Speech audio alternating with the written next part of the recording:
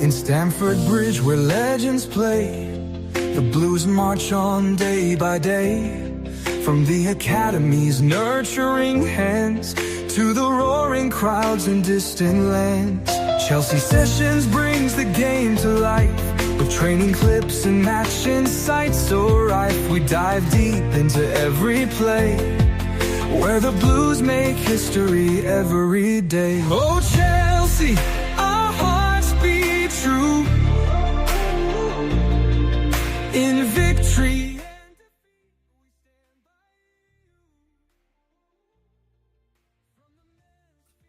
Mr. again. What's up, everyone? I hope you guys are doing well. Welcome to the live match reaction as Chelsea have pinned and they've found a way to find that great celebration of getting to the Club World Cup final. Now, I'm obviously not the happiest right now because of the fact that Caicedo in the latter part of that match, as we would have seen, is injured. So it's concerning. I'm hoping it's nothing too serious, but it's not looking good. You know, the fact that we had user substitutions and he was forced to go back on and then he went down, it's not looking good. And it looks like it was a muscle injury. There was no coming together, there was no contact per se that would have led to that injury. So it could be a muscle injury. So that's massively concerning.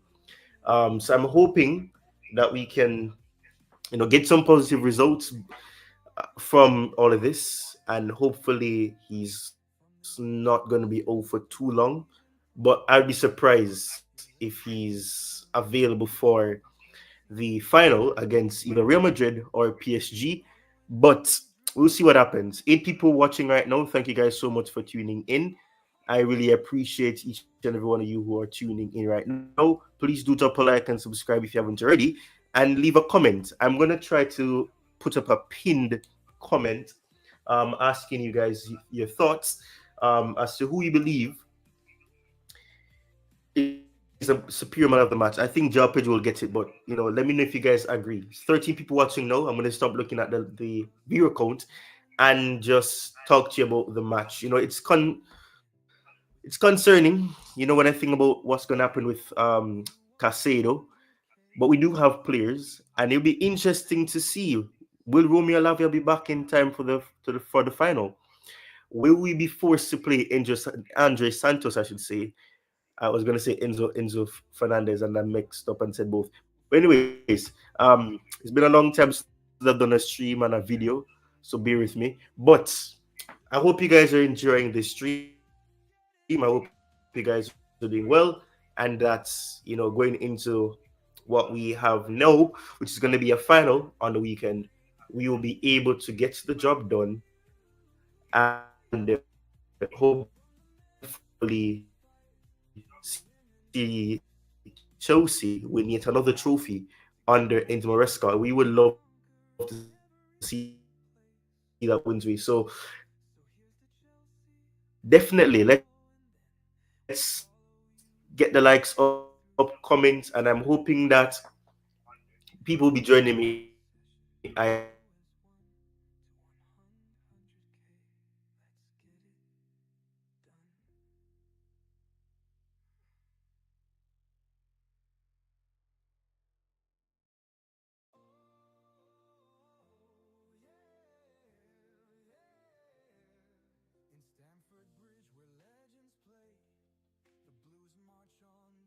Right, so I have to apologize for that, guys.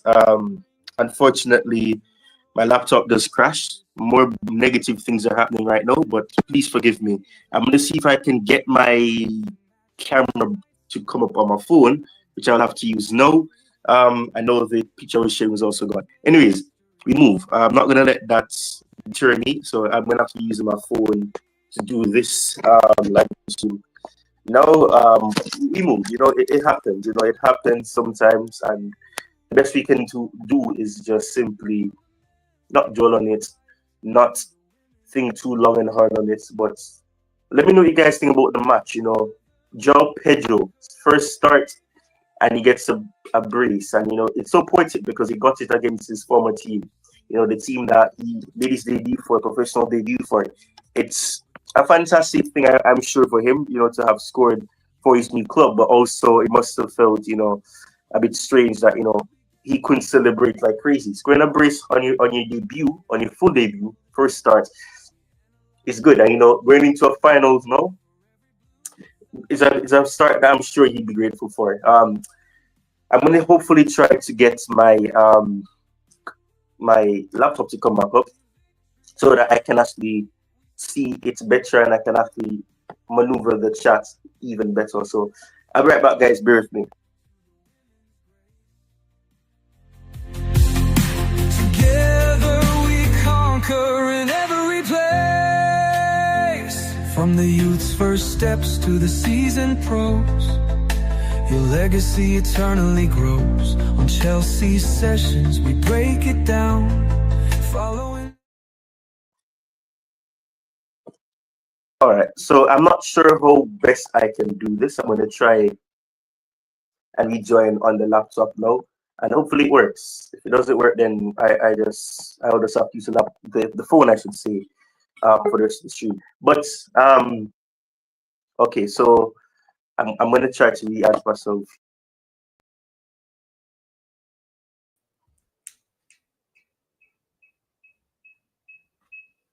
Okay, so all right, so I think you guys should be able to see me now. Unfortunately, okay, well, I didn't mean to add DJ that quickly. I was about to just add something else. But big up to you, DJ. Thank you for Big tuning up, brother. in. 7 Big people up. What's watching. going Let's on, get the man? likes up, people. Come on, let's smash it. Well, By the way, quick one for you, Ty. I've got two people that want to come on your stream, bro. I was just on them really? with that. Do you remember Yusuf on Nee's channel? Oh yeah. He's asking for the link, and Dan's asking Oh for the yeah, link. no problem, man. I'm cool with Yusuf. I've been on his channel as well, but I haven't gone on Instagram because I talked to him on Yeah, Instagram. So I'll send him a yeah. link right now. Dan's Um, also asking for it, Chelsea Dan. oh, Chelsea Dan. Okay, wow. I mean, Yeah, probably I called out Dan, on on this channel a few days ago. yeah. But how can I send it? Can you send him the link? Or is it Let on me see extra if I can. Instagram? Let me Send see it to if I can Dan. You can send send it to you a Dan link. because I'm cool with Dan. Yusuf, I All was right, trying cool. to I'll send try and him send on it to both of them, Instagram. bro. Hold on one second. Yeah. They both asked me because I was on Yusuf's. He was just doing a watch along, so I was just doing it. I was on his stream with him. Let me just do that right now, and I will see if I Yeah. can send you a link to him. The thing is, how am I going to do this now? Yeah, So, but if I big up to you, Papa Chelsea. I do believe that Papa Chelsea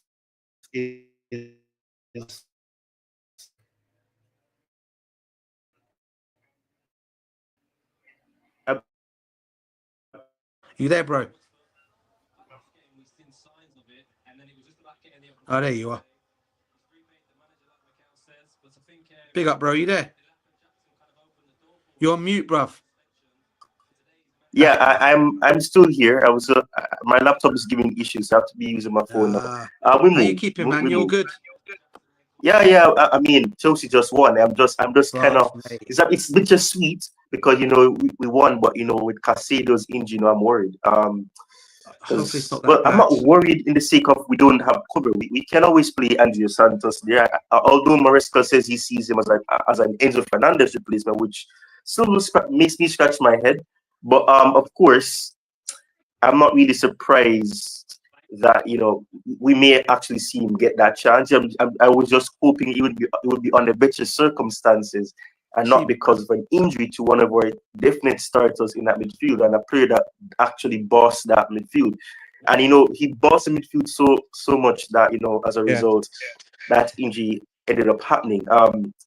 See, Let me know when you send it to Dan or yeah, or, well, bro. or Joseph. What I'll I'll have to. say to you, I Yeah, was just go gonna on. say to you, bro, on Enzo, right? Sorry, on Kaiser. This is what I hear about a manager, right, mate? Yeah. Look, you've played him, right? He's come back after being suspended, right? Okay. Don't keep him on for the full 90 minutes. We're winning the game 2-0. Make your changes early. Make your changes a bit earlier than that. Take him off. Last 10 minutes, you don't need to keep him on the pitch. Take him off. But he continues playing with him, right? And this is why that's my only one bugbear with Maresca, right? I think he's a good manager, but he does put our players at risk, bruv. And that is what annoys me with the guy sometimes. And he could have avoided this Caicedo injury today. He could have. As Sugo was sitting on the bench, right? You had Santos sitting on any of those two. Okay, Santos came on. You could have still brought on a Sugo, bro, if you needed to say out the game. That's what you wanted to do. But now he wanted to keep him on. He takes off Enzo Fernandez because he doesn't want him to get injured, right? But he keeps Caicedo on. And I know he's an important player for us, and we all love Caicedo here. But when he gets injured, it annoys me, bruv. It really does annoy me because he's a top player of ours, bruv, and we're letting him stay on a pitch when you can give him a bit of a rest. Anyway, let me see if I get that link to them, bruv. Yeah. Big up to the 36 people watching right now. Drop a like. This is massive, right? This is the first time I've done in a long time. So let's get the likes up. But if you are new, do subscribe. I really appreciate the turnout. It's really appreciated. And I hope that's 48 people now. I'm going to stop looking at the viewers because I may lose my mind now because it keeps going up. But let me know what you guys think about this. If you're a Chelsea fan, let me know what you guys think. Of course, you must be elated. We're going to the Club World Cup final. And I'm sure many people was hoping they were envisioning it, but realistically, when we looked at the circumstances of were we actually about to go to the finals based on the whole thing of the Flamengo loss, and the Flamengo loss would have probably set some people's belief into doubt as, oh, are we going to beat? I don't think so because of the situation. Losing to Flamengo, and then of course we know that by losing to them by default, we quote unquote had an easier draw, tie, and all of that. But yeah, I'm happy. I like the way we played. We didn't play boring today. We were conservative a few times, especially after we scored that second goal, like even the first goal. But the way we were moving the ball was so beautiful, and perhaps that has to do in a large amount to the fact that we have more players now. The players are more acquainted with Maresca's system, and they were moving the ball with such confidence. I absolutely loved it because it really showed that the team is starting to bed in even more. And just seeing how Joao Pedro was just playing, it was a breath of fresh air. We get that with Liam Delap, when he drops deep and he tries to be a part of the play and everything. But just seeing the way that Joao Pedro was just a part of all of that, it was just fantastic.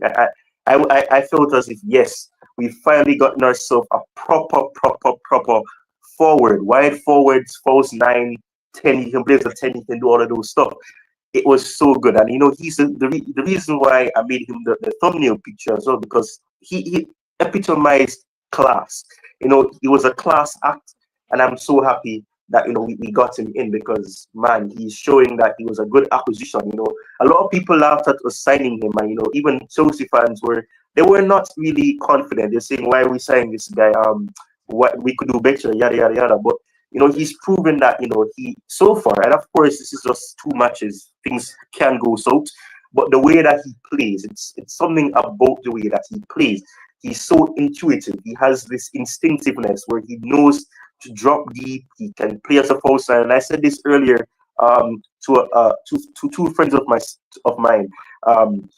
This is the case where when we look at everything, he reminds me so much of a Roberto Firmino. The only difference is that Firmino didn't score much goals, but when he scored goals, it was beautiful. But the fluidity that he gave Liverpool, and the fluidity, and perhaps the Brazilian, so probably that Brazilian flair, just seeing all of that was just fantastic. And Joao Pedro, is a pity I can't be using my laptop right now because I want to put back up that thumbnail, because this, I think, and this is the thing that I've noticed with StreamYard now. StreamYard has updated, so I need to have premium to be able to share videos and everything now, which is crazy to me. But two new subscribers already so far. I really appreciate it. 50 people watching. Drop a like. The stream can be doing way more in terms of likes, so please drop a like on the stream. 58 people watching now. I'm going to stop looking at the code. I keep saying I'm going to stop looking at it.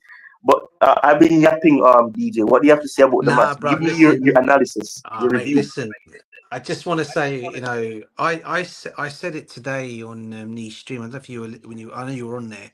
I did say I've just had a feeling that Joao Pedro was going to. I didn't give my prediction of scoreline. I just said Cole Palmer. I said that first of all, on the last game, I said I expect Cole Palmer to break his duck after so long, and he scored. Today, I said it's going to be Joao Pedro's turn today, and he scored. Right, not just one, but 2. And what strikes they both were, by the way. Fantastic strikes, mate. Yeah, and all I can say is it could. I mean, obviously, I know Fluminense came back into it. Obviously, had a couple of chances here and there. Okay, but we had also had chances in the game to go and get more than what we scored. Overall, very pleased with the result. The only downside of it all, I think we've already discussed already, is Caicedo. I'm hoping news comes out tomorrow that he's injured. I'm going to try and get some more info. I'm going to try and get some more info on it later on. Find out how bad his injury is. Hopefully, it's not that bad. Hopefully, I'll get some info coming in from that, and hopefully, it'll be some good news. I'm hoping it's not going to be bad, and he'll be able to be okay for the next game because he's one player I do not want to lose for the final, man. Definitely. One player I don't want to lose. Definitely. Big up yourself. Big up yourself. How are you feeling, man? Take it away. I mean, oh my word. I've just watched that game live on stream on my channel. Joao Pedro has scored a brace on his first team. Well, I say first team debut for Chelsea. His first start for Chelsea. I can't believe what I've witnessed. Like, genuinely, brilliant performance from him. Like, when we signed him, I never knew that he would just make an impact like this. But oh my word, I was proven wrong massively. Obviously, we've still got to see how he does in the Premier League and the Champions League. But if this is a sign of what's to come, mate, keep it coming, Joao Pedro. Keep proving me wrong. Yeah, man, fair enough. Let's get the likes up, guys. I've been begging for likes, but 62 people watching, we can do way better than the likes that we have. But big up to you, Chelsea Dan. It's been a long time. We've been on. I think it's been 2 years since you've last been on the channel. It's good to see you. I know you doing, my brother. 2 years. Yeah, big ups to my boy time, man. I haven't been doing 2 a live years, stream. Dan. That's not good. It's because I've been busy, Ty. I've been busy. No, I understand. I understand. For the last long 2 years. And it's been ages been on your It's been ages on your stream. Is it all them pancakes you've been having and the syrup? Oh, DJ, all your waffle syrups. But the thing is, I've still got your old YouTube channel. What used to be live stream on that one. This must be a new one then, Ty. What happened to your old one? I'm sorry? What happened to your old YouTube? Because you had the old. I've still got your old one. You mean the one that was called Thai Talk CFC? Yeah, that's it. Thai Talk. No. You just proven to me that it's actually been 2 years since you've last been on the channel because this is the same channel, but I rebranded. I rebranded to Chelsea Sessions because I wanted to expand the team. So obviously with Thai Talk CFC, it's more specified. It's standardized as okay, it's Tyrone's channel. But I wanted to rebrand and allow more people to join the team. So I called it Chelsea Sessions, but obviously to broader. So it's the same channel. But I get what you're saying, and I don't want to say this now. I'm going to say it publicly. 56 people watching as well. When I was saying what I was saying last week, I was joking. Obviously, I know you're a busy man, and I know that with your channel, you stopped making content or that for whatever reason may be. So I understand that.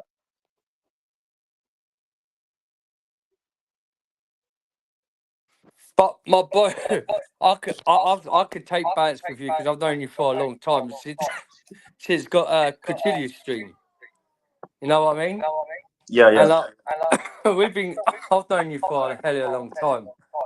But it's good to be on because when DJ said about, I said, how do you spell this Chelsea session? And I used to always watch you live stream on your Thai Talk one. But because I've been working busy so much and I haven't done my stream, but I was just talking about this new season, I will be coming back. But we're making a bigger channel. It's going to be the Fan Saturdays Bants. Wow. It's going to basically be all about Rifle fans, like Man United, Arsenal fans going to be on there, talking about their clubs. We're going to have a bit of bants on them. And then my stream, well, it's going to be Proper Chelsea now. It's not going to be Chelsea Dan no more. That's why it's Proper Chelsea. I changed my name to Proper Chelsea to Chelsea Dan. So when I get my YouTube back up, it's going to be all about the Chelsea fans only. We're going to have no rivals. The whole thing's been deleted. like from the old history of videos what I had on there. So it's all my new channel is going to be all about Chelsea fans, it's all about Chelsea Football Club, it's all about the owners. But this one for the fan bands FC Saturday FC like the fans Saturday bands. It's going to be all about Arsenal, Tottenham fans coming on, so we can banter them, talk about their club, their transfers. Like it's going to be like a proper good, big streamer. It's going to be a big streamer with a big subs like that, and it's going to be like proper like live where people is going to have entertainment, seeing about all the rifle fans having a little bit of banter between themselves. You know what I mean? But yeah, but it's nice to see you, Ty. Big ups to you and everyone who's here, man. Smash the like button and subscribe to my boy, Ty. Thank you for letting me on. Yeah, man. Yeah. So what do you think about the match? And big up to you, Tobago. Thank you for tuning. I'll get to you. But what do you think about the match, Dan? Honest the truth, the game was the first half bit boring, but Joao Pedro's goal was what a stunner that was. You can see the young talent, 23-year-old played there. Everyone weren't happy with this signing, but in because we thought we were going to be serious this season because we're in the Champions League. But that's a baller. I've known this guy has been a baller since Brighton, and he used to be on the sub bench. He used to be a bench player. But the thing is, with Brighton manager was clueless. If you'd have played him in the first games, you'd have totally different on Joao Pedro. And today, Joao Pedro comes on. We saw him in the first game against Panellists in the second half when he came subbed on. How you could see him touching him skills and how he controlled the ball properly. Then, well, today he just showed his abilities, what he can do when he first plays, when he's a first starter. He scored 2 goals more than Liam Delap, and what the 2 goals were banging. We should have won that, and it was a boring game, but 2-0. Joao Pedro, definitely man of the match for me today, man. Definitely man of the match for me. So you're saying Enzo Maresca is a 2 years old? He's not done tobacco. Oh my goodness, another guy I haven't spoken for ages. You're right, Reggie. What's to say that again? Whose echo is that, man? Echo? Yeah, there's an echo. Yeah, there is an echo. I clear the echo in the background and all. Yeah, now I can hear. I can. Then you are saying that Enzo Maresca is still clueless after making top 4, winning the Conference League, now final the Club World Cup. I'm still saying the same thing. Tobacco, listen, my boy, yeah. The Confidence League, we shouldn't have been in it in the first place. We only got in that because Man City lost to Man United and Man United knocked us out at the UEFA European Cup to get into the Confidence League, and we was favourites anyway. It would have been embarrassing if we didn't go win that. There was no top teams in that team apart from Real Betis. All right, so when we played Real Betis, that was a tough game. Outfield for Man United, yeah, the drip shower. I thought he could go beat us at the final, but we went and won it. So it's another competition that we've gone ahead to win, and it gave the experience to these players to show that now they've won a cup. Look what they're doing to this Club World Cup. Now we're in the final, and we've got new potential players. But Enzo Maresca, I'm not an Enzo Maresca out. I'm not an Enzo Maresca in. I like to see managers come to my football club to do well. I like the Pochettino thing. Yes, I crashed it on Chelsea because he's a Spursy manager. We'd never ever have a Spuds manager in our football club. We're a Chelsea football club, right? It's like with Graham Fisher Potter, Harry Potter, another guy. We ain't buying Eagles FC, yeah. These jellyfish merchants and these Todd Bowley and Barley Winky, like what I say, yeah, the snowflakes they are, right? Bringing in players that. Enzo Maresca, we saw the potential of Enzo Maresca when he was doing what we was working with Pep Guardiola at Man City. And now we've just bought 4 Man City players, Gittins, Liam Delap, yeah, and Cole Palmer and Tossin. All 4 of them are ex-Man City players. Yeah, we never got first team football at Man City, and they've come to Chelsea. And then we spent more money for Brighton. Yeah, we bought Cucurella. We bought the likes of Cucurella. Roberto Sanchez is a flip flop.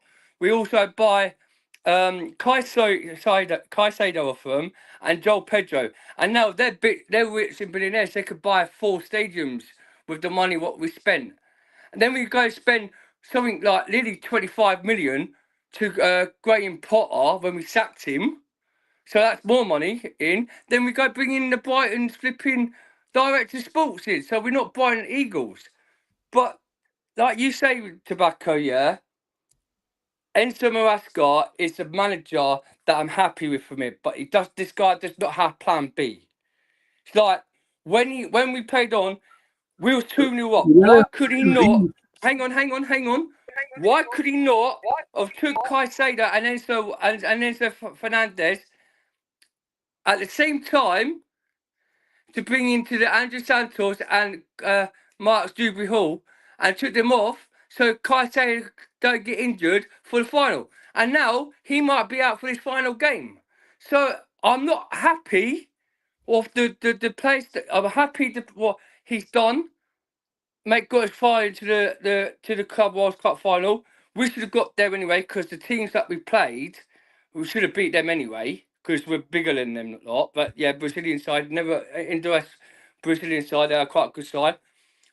But the thing is, the structure of their plan B. He has no plan B, and now we might have lost. I haven't seen Lavia. Lavia might not come back for this final because he might be injured.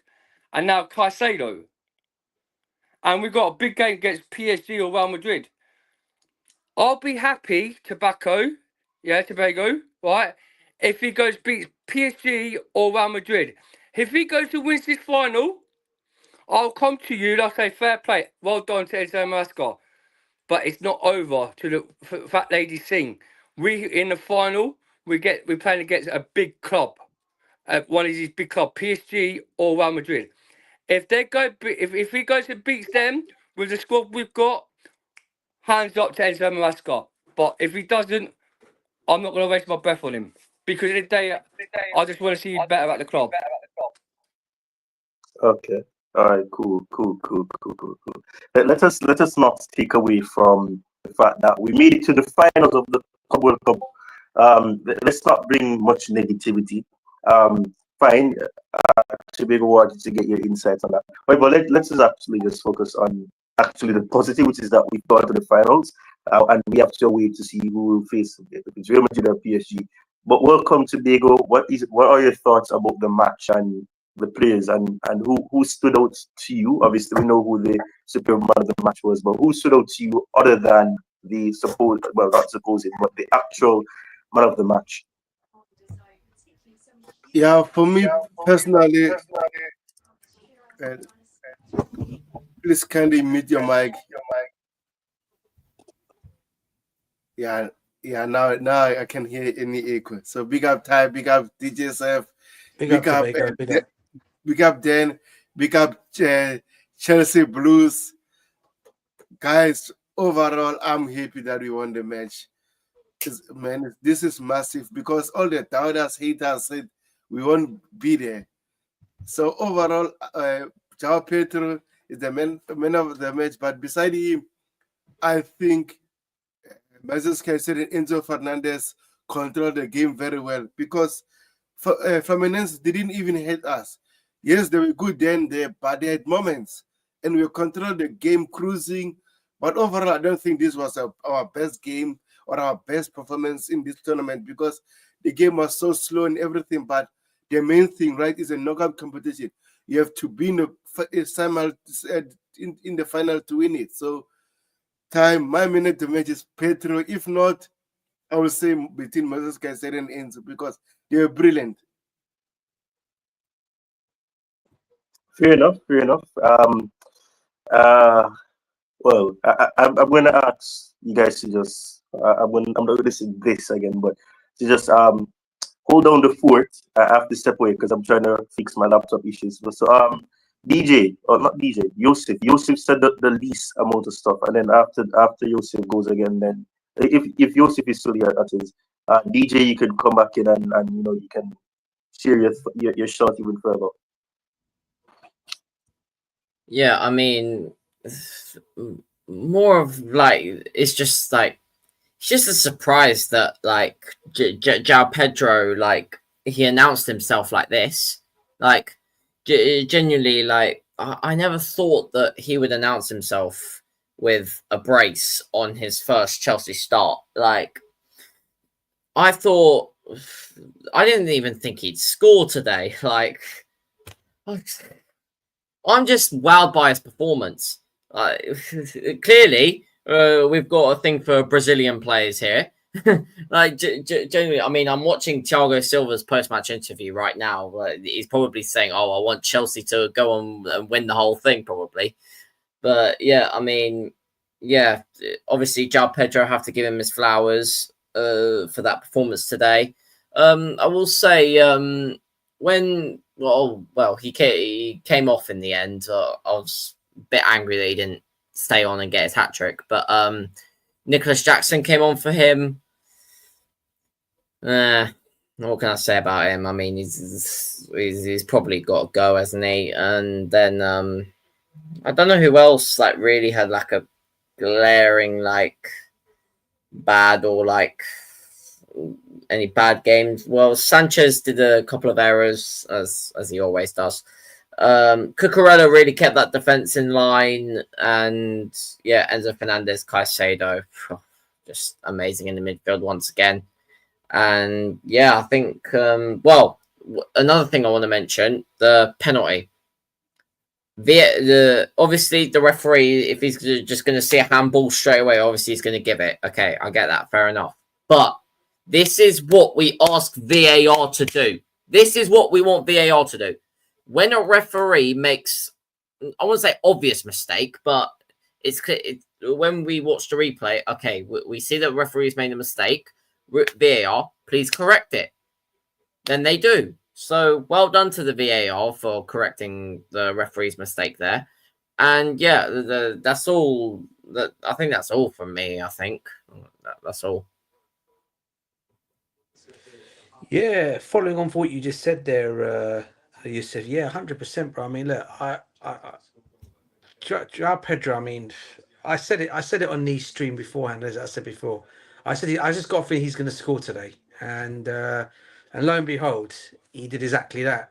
I wasn't expecting him to get 2 goals, just to get 1 goal, but the second goal was just like the cherry on the cake, if you like. And I have to say, both strikes were just phenomenal strikes. The first one, absolute peach of a curl right into that corner. Second one, boom, off the crossbar in. What a strike that was! And look, what can you say? I mean, the guy got his 2 goals. For me, he deserved his man of the match. Obviously, my only sad side of it all, obviously, is the situation with Caicedo. I hope to God it's not serious, because he's one of the last players I want to see be injured in this team. But if he was to get injured, if he is injured, which I said I hope he doesn't, then we got Santos who can come in there and do a capable of job of doing it, because we saw him do that already against Palmeiras. So look, overall great result. We're in the final. I can't complain. Hopefully the team will go and win it now. But listen, like I said it before, PSG and Real Madrid are no mugs. Yeah, they're going to be probably the toughest. Obviously, they are going to be the toughest opposition we're going to face in this competition. So, whichever one wins tomorrow, whatever happens, it's going to be a tough game on Sunday. But overall, for tonight's result, pleased with it all. Can't complain. Sanchez obviously had some moments I didn't like, but we all know that's in his game.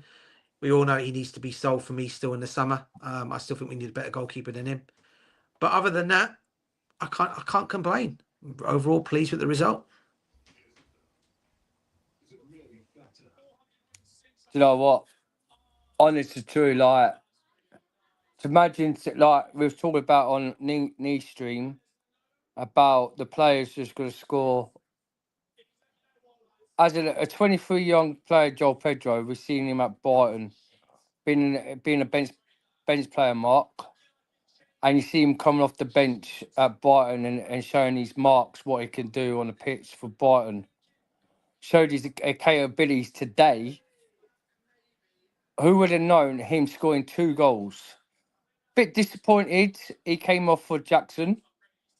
I would like to saw him got his hat trick, his first hat trick for the for Chelsea Football Club, because we ain't had that for a while, but from Cole Palmer. But hey ho, what did I say on the stream? I don't want to see Nicholas Jackson on the pitch at all. He comes on and stinks the pitch when he comes on. When he does that, he takes that player on. He could have passed it to Cole Palmer for a tap in. Cole Palmer has a go at him, still having a go at him. He could have given an assist. And as Jackson, you just see it, he just goes and boots it wide. I just don't think Jackson's the one. I think he has to be sold. Sanchez has to be sold for this summer. We need a top decent goalkeeper. Like we spoke on Yusuf's stream earlier, DJ, how they messed up the deal for Mike Managan. That was a stupid mistake, offering a stupid price. If you'd have offered them 19 million and four added bonus, 20 goes up to 22, 23 mil, we would have got the player. But because they messed up with the situation as goalkeeper, that's why we never got him. Hopefully this summer, now they're seriously, because with this apparently just made 83.3 million today, reaching the final. So with all this money, what we've got now from the semi-final and to the final, and then go win the final is 100 million, is a big step for these owners to go in and actually be seriously and bring us some ballers.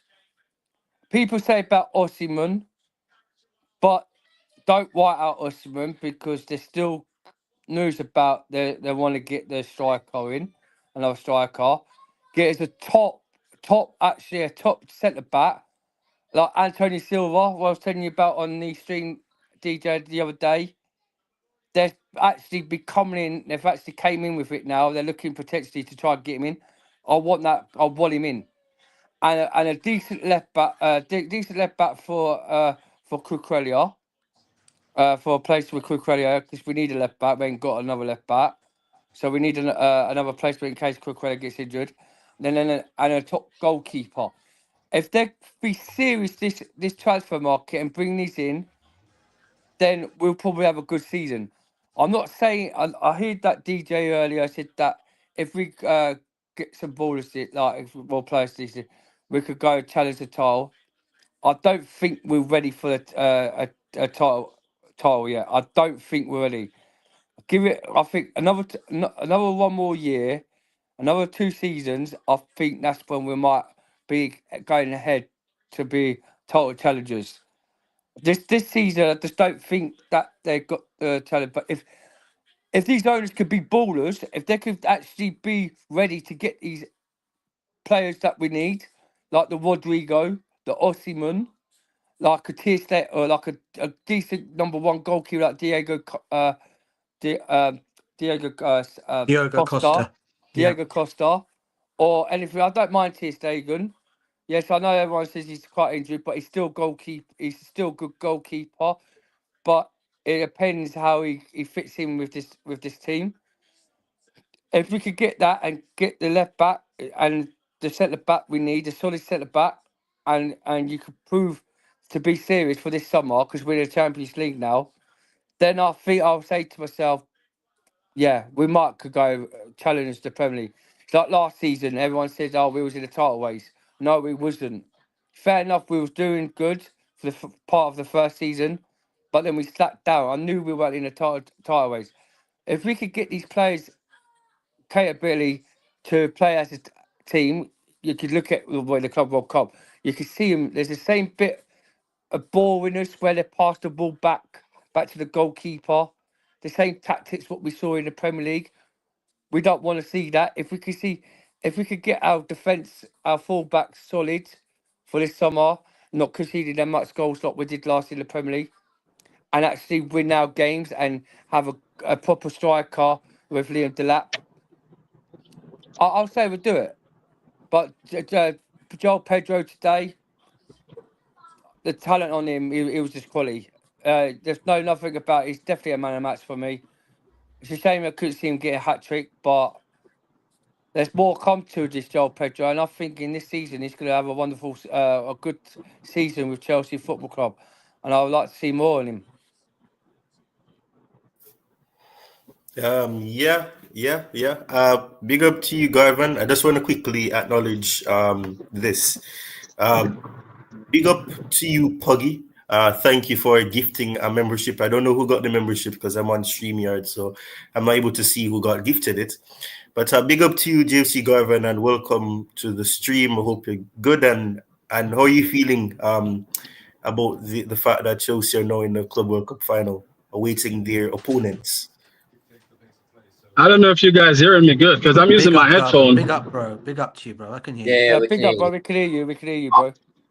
Yes, sir. Yes, sir. The victory is a wonderful victory. But yesterday, DJ and everyone on the panel, me and Ty was having a conversation, and I was telling him, what do I think about the upcoming season? It was yesterday, yeah. So was talking about the upcoming season, and I was telling them that being as Cole Palmer not scoring is a big plus for Chelsea, because if you watch the game, Enzo Maresca is trying a different style of play, and the reason why Cole Palmer is not gonna be scoring a lot of goals this season is because two players normally marked Cole Palmer last season, right? So teams tend to build their system to stop Cole Palmer, but if Chelsea have a lethal striker, someone that can put the ball in the back of the net, like for instance today, the second goal from Neto, right? 3-person go on Cole Palmer, try to stop him, and he flicked the ball to Enzo Fernandez. Enzo Fernandez play it wide, boom, we score. And those are the things that we're gonna look for next season against low block. Cole Palmer not gonna be scoring 25 goals or 30 goals like what he did last season. And I heard earlier when the other guy was saying something about sorry, I just joined, I didn't get your name. No, sorry for my but about Rodrigo. Dan, my name's Chelsea, Dan, mate. Me, yeah? Dan, yeah. Done. Chelsea not gonna sign no former player that in the Rodrigo format right now, because Chelsea's building something. And when you're building a team, you're not gonna want to get a player that, first of all, the way structure or someone gonna superstar normally walk through a door or walk into a team, it tends to cause problem in dressing room. So you have to be careful of the players that you're gonna select. So Chelsea is building a team right now to challenge, not saying we're gonna win it, but to challenge or go closer to Liverpool, and then probably the next year or so, after most of the players like wage structure go up, then they can start to go in for the big money players. I don't think Chelsea right now is going to go for no big name players, to be quite honest. So if we're going to sit here and wait on that, we're going to. Sorry. Yeah. No, goalkeeper. Goalkeeper is a must. Your name's goalkeeper. Yeah, sorry, man. Your name's goalkeeper. I don't know your surname. I can't see it. It's too small. Well, basically, you're saying. CC Garvin, bro. Right, Garvin. see you go. Big ups to you, mate. Yeah.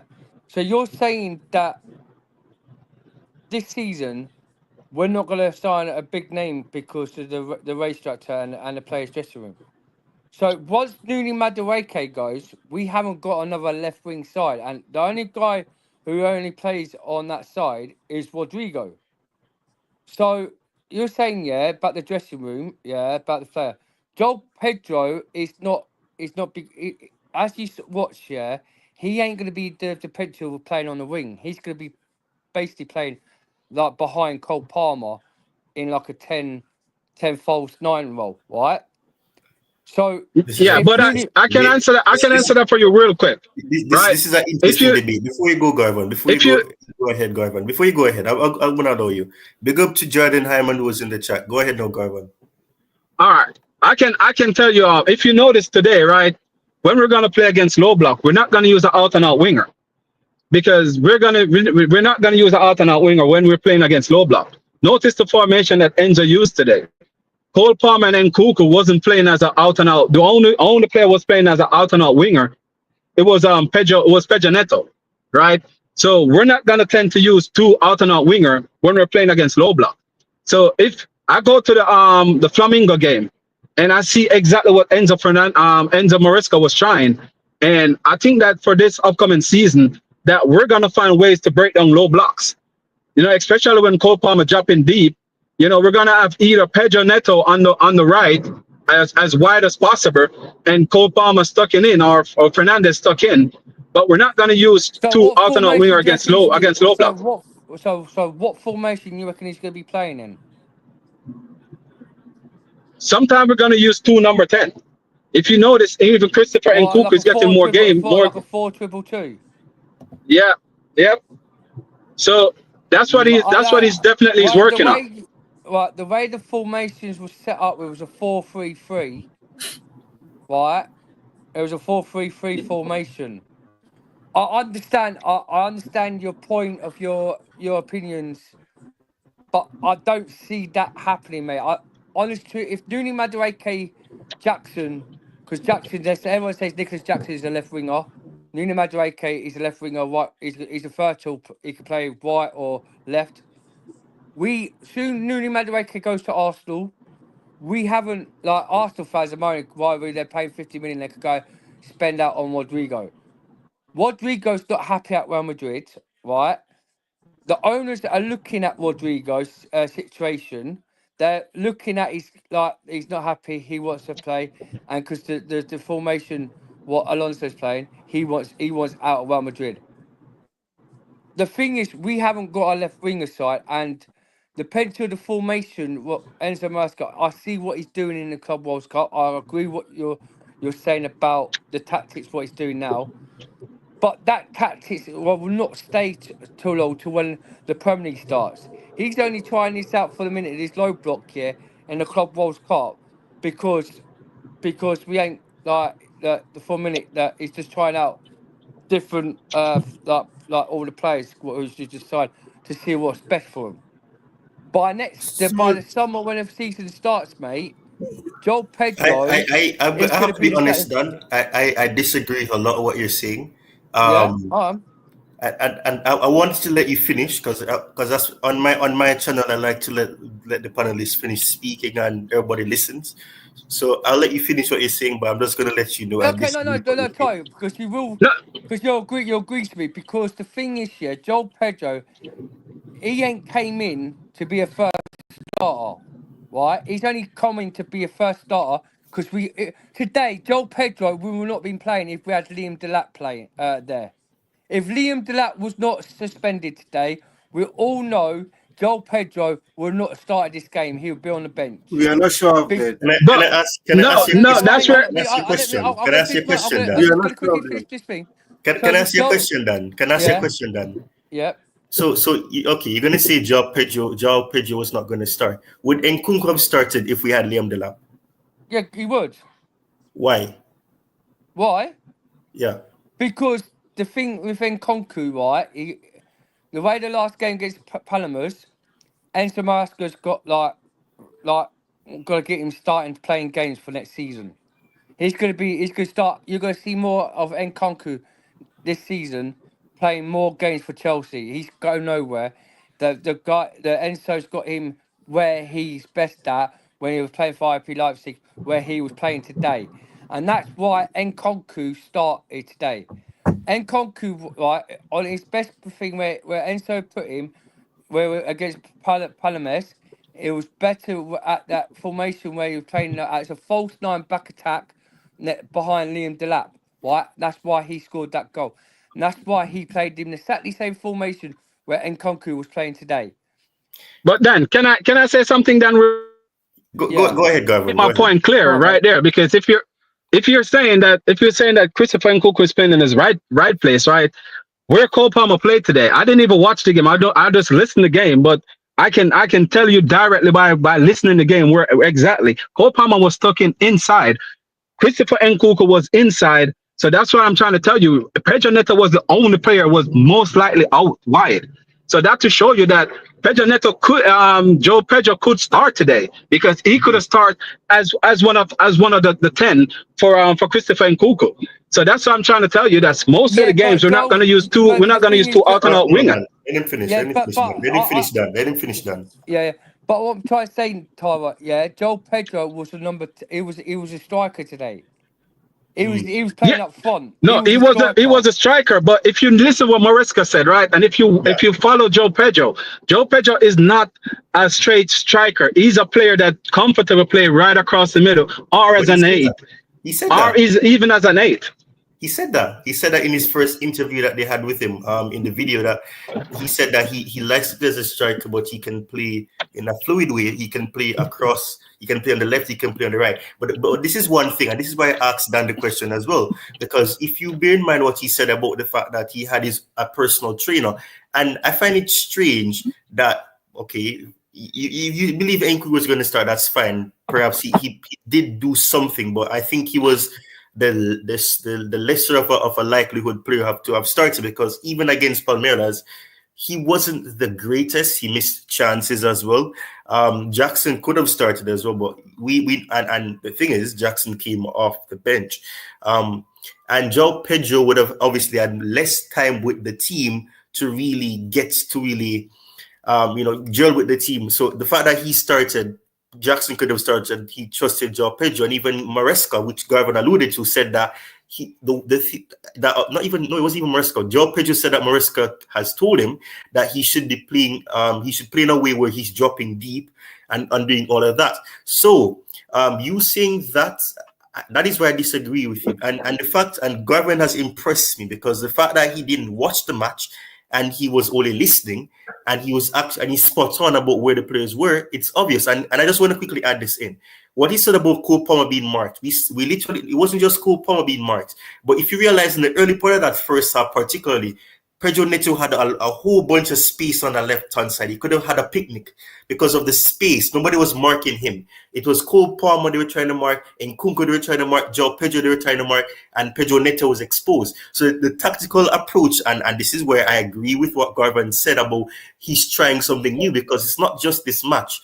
We did it against Flamengo and it failed massively. And Maresca came out and said that he tried a new system, a new tactic, where you have two players up in the attack in here, making a 4-2-2-2 or a 4-4-2 for those people who like the traditional word. So it was so fluid where and then you saw Cole Palmer, Enzo Fernandez, they were right behind Nkunku, who was also playing centrally, and also, as Garvin said, Cole Palmer was tucked in. He was central, or he was on the right center area.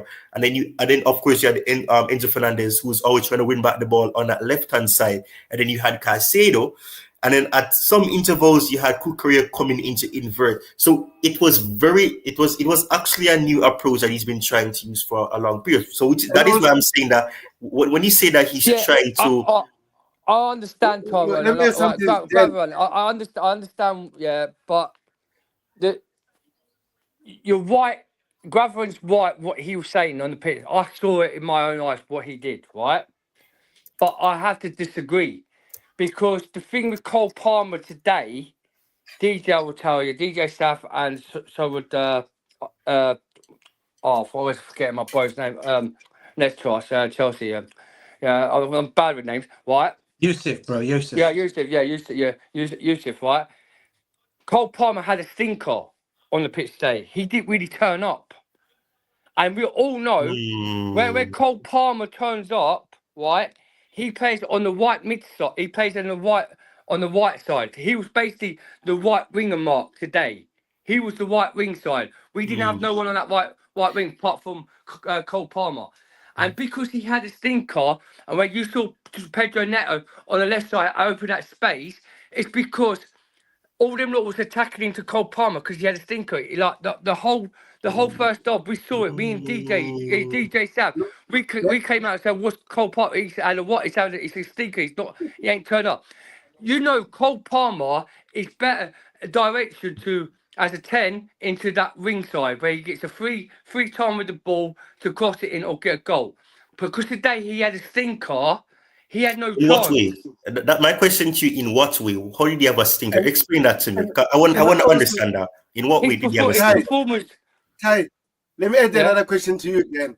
So you prefer Chelsea to do well overall as a team, or we should depend on Cole Palmer? Because I think the issue right now, we should forget Cole Palmer FC under our previous manager Mauricio Pochettino when we could depend on Cole Palmer every game. Now okay, all right. Okay. Let's not go down that slippery slope of. For start, it's not we're not Arsenal. It's not Cole Palmer FC no more because there's more talent on the pitch now, right? But today is like Tyrone. I watch day in day out football. Yeah, I watch day in day out football. I go watch my son. Yeah, play because he's a professional. He plays for a professional football team now. Yeah, he's been promoted to a professional football team in Peterborough United. The formation what Chelsea do is the same formation what Peterborough United does, right? Where you've got the left side, you've got the 4-2-3-1, right? You've got the left side, you've got the right side, you've got the Cam, and the 4-2-3-1, you've got the Ram, Lam, and Cam. Yeah, but it's not. Basically, it's a four. It's actually a 4-3-3. They play on the both. They play ringside, and my boy plays on the ringside. Today with Cole Palmer, as I say, he was a stinker. It wasn't because he was crap. It's because he didn't show up. He looked like he was overtired, and the play he if you watch the game, the amount of balls he lost today, beside that side, he looked like he was tired. He didn't show up. If we saw Cole Palmer like against the Panellists that day, we'll see exactly the same format what we were playing that against Panellists, what we were playing today. You know what we're saying? So, Graco, like he said he didn't watch it and he heard the thing. Yeah, he said about that. We know Pedro Neto, if he's on the right side or the left side, he always has that free space anyway. And whatever tactics Enzo Maresca's like trying to do, I think it's nonsense because he's playing the same tactic, same formation, right? Same formation, and this guy does not have plan B. He does not have a plan B. Okay, right? I disagree with you. I disagree with you. And Tyra, and today with the Club World Cup where you saw that, it's fair. Yeah, it was a good, but it was still boring. The first half, with the Joao Pedro's goal was good. And we just seen the same stats where they're passing it back. It's passing it back to defence, back to the goalkeeper. Dan, come on, man. Even second half. I disagree with you. I disagree with you, Dan. But go ahead. Go on. It was exactly the same in the second half. It was boring. No, it was not. It was not, mate. It was not boring. It was not boring. Nice ticky-tacky, sexy football for the last 20 minutes. Yeah. Then after that, it went back to square one. But I don't okay. I want to allow to be go and everybody else to come back in. But I just want to quickly add this in. I'm not understand. I disagree significantly with what you're saying about him not having a plan B, because he did literally everything about the way that we played. Literally shows that is not it's not the traditional or the conventional way that he has played, because and don't forget, one of the reasons why Joao Felix left was because Maresca came out in a press conference and said that we cannot play 2 10s, and then for the last matches that we actually went on that win streak or that undefeated streak or unbeaten streak, it was not undefeated because we lost in Newcastle. Joel hold on. Let me finish that. What we saw something massively different, and we saw this even when Willie Caballero was even the one in the dugout for the Everton match. It was a completely different team. It was a completely different structure. The way in which Neto was being utilized, Tyreek George was being utilized, the way that Kukurea was not inverting sometimes, and then you had the other player. And let's not forget that a lot of people started complaining about him using Reece James as a midfielder and all of that. So it's not the same thing. So he definitely has a plan B, because it was a case where we saw on one occasion Reece James was tucking in, Kukurea was the one that was a fullback or wingback. So you cannot say that he does not have a plan B when the application was so different. We were not using a 4-2-3-1. We were using a structure where you had two up top, two in behind those two up top. Then you had the midfielders making another two. So it was 4-2-2-2. And then at some intervals, you had the fullback coming in to make it into a 3, leading to a 3-5-2. So it cannot be that he does not have a plan B. When if you go back and rewatch the match now, I'm sure you're gonna see. I'm gonna let DJ to finish my. I want to allow DJ to come in because DJ has been quiet and you.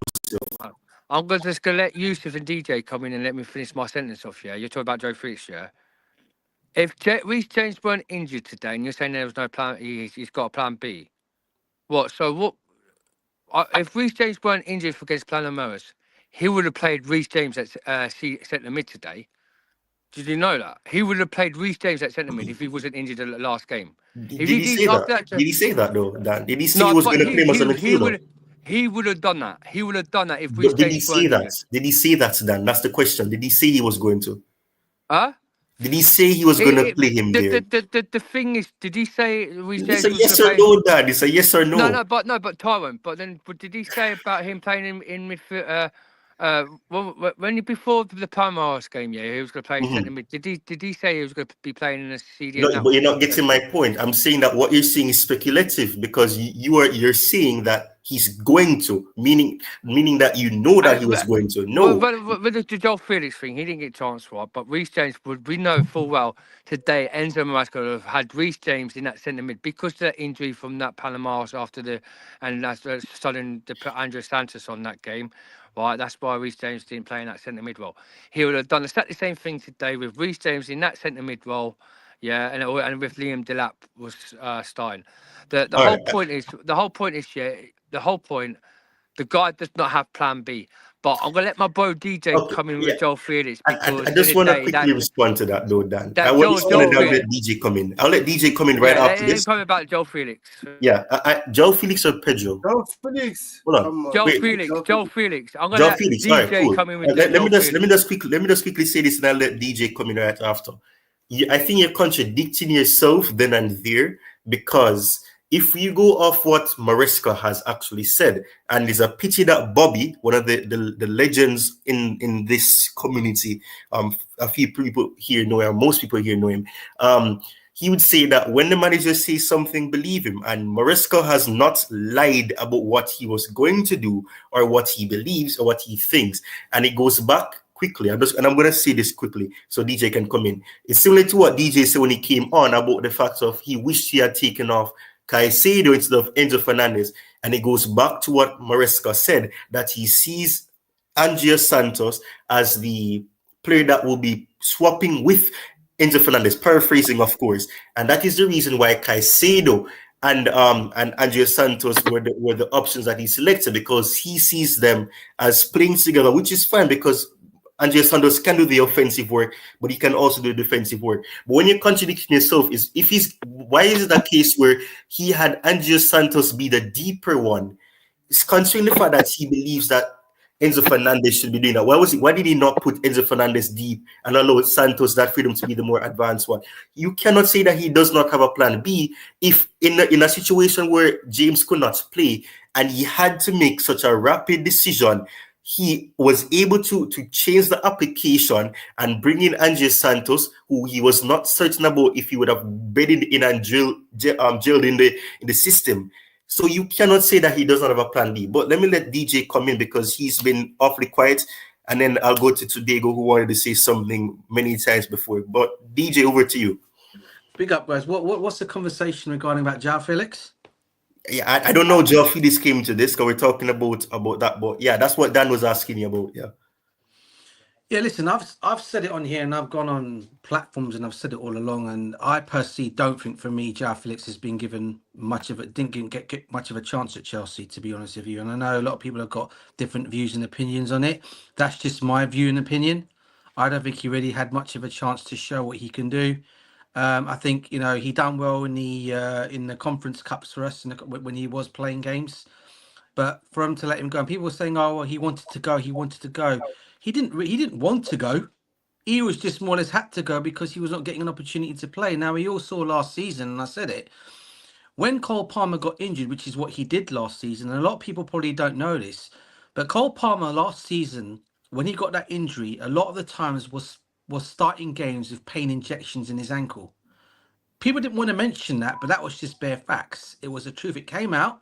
I know many people want to say, "Oh, well, believe me, I got it. Someone told me he was getting pain injections in his ankle, and he couldn't. That is why he was still forcing him, making him play games." And I said, "This is where you play. This is what I said about Maresca then last season. I said, look, you're going to play a player who's going to be playing with pain injections. You've got a player there you can actually put in a team that could come and help you if you only give him an opportunity to do that." And his name is Joao Felix, but it didn't happen.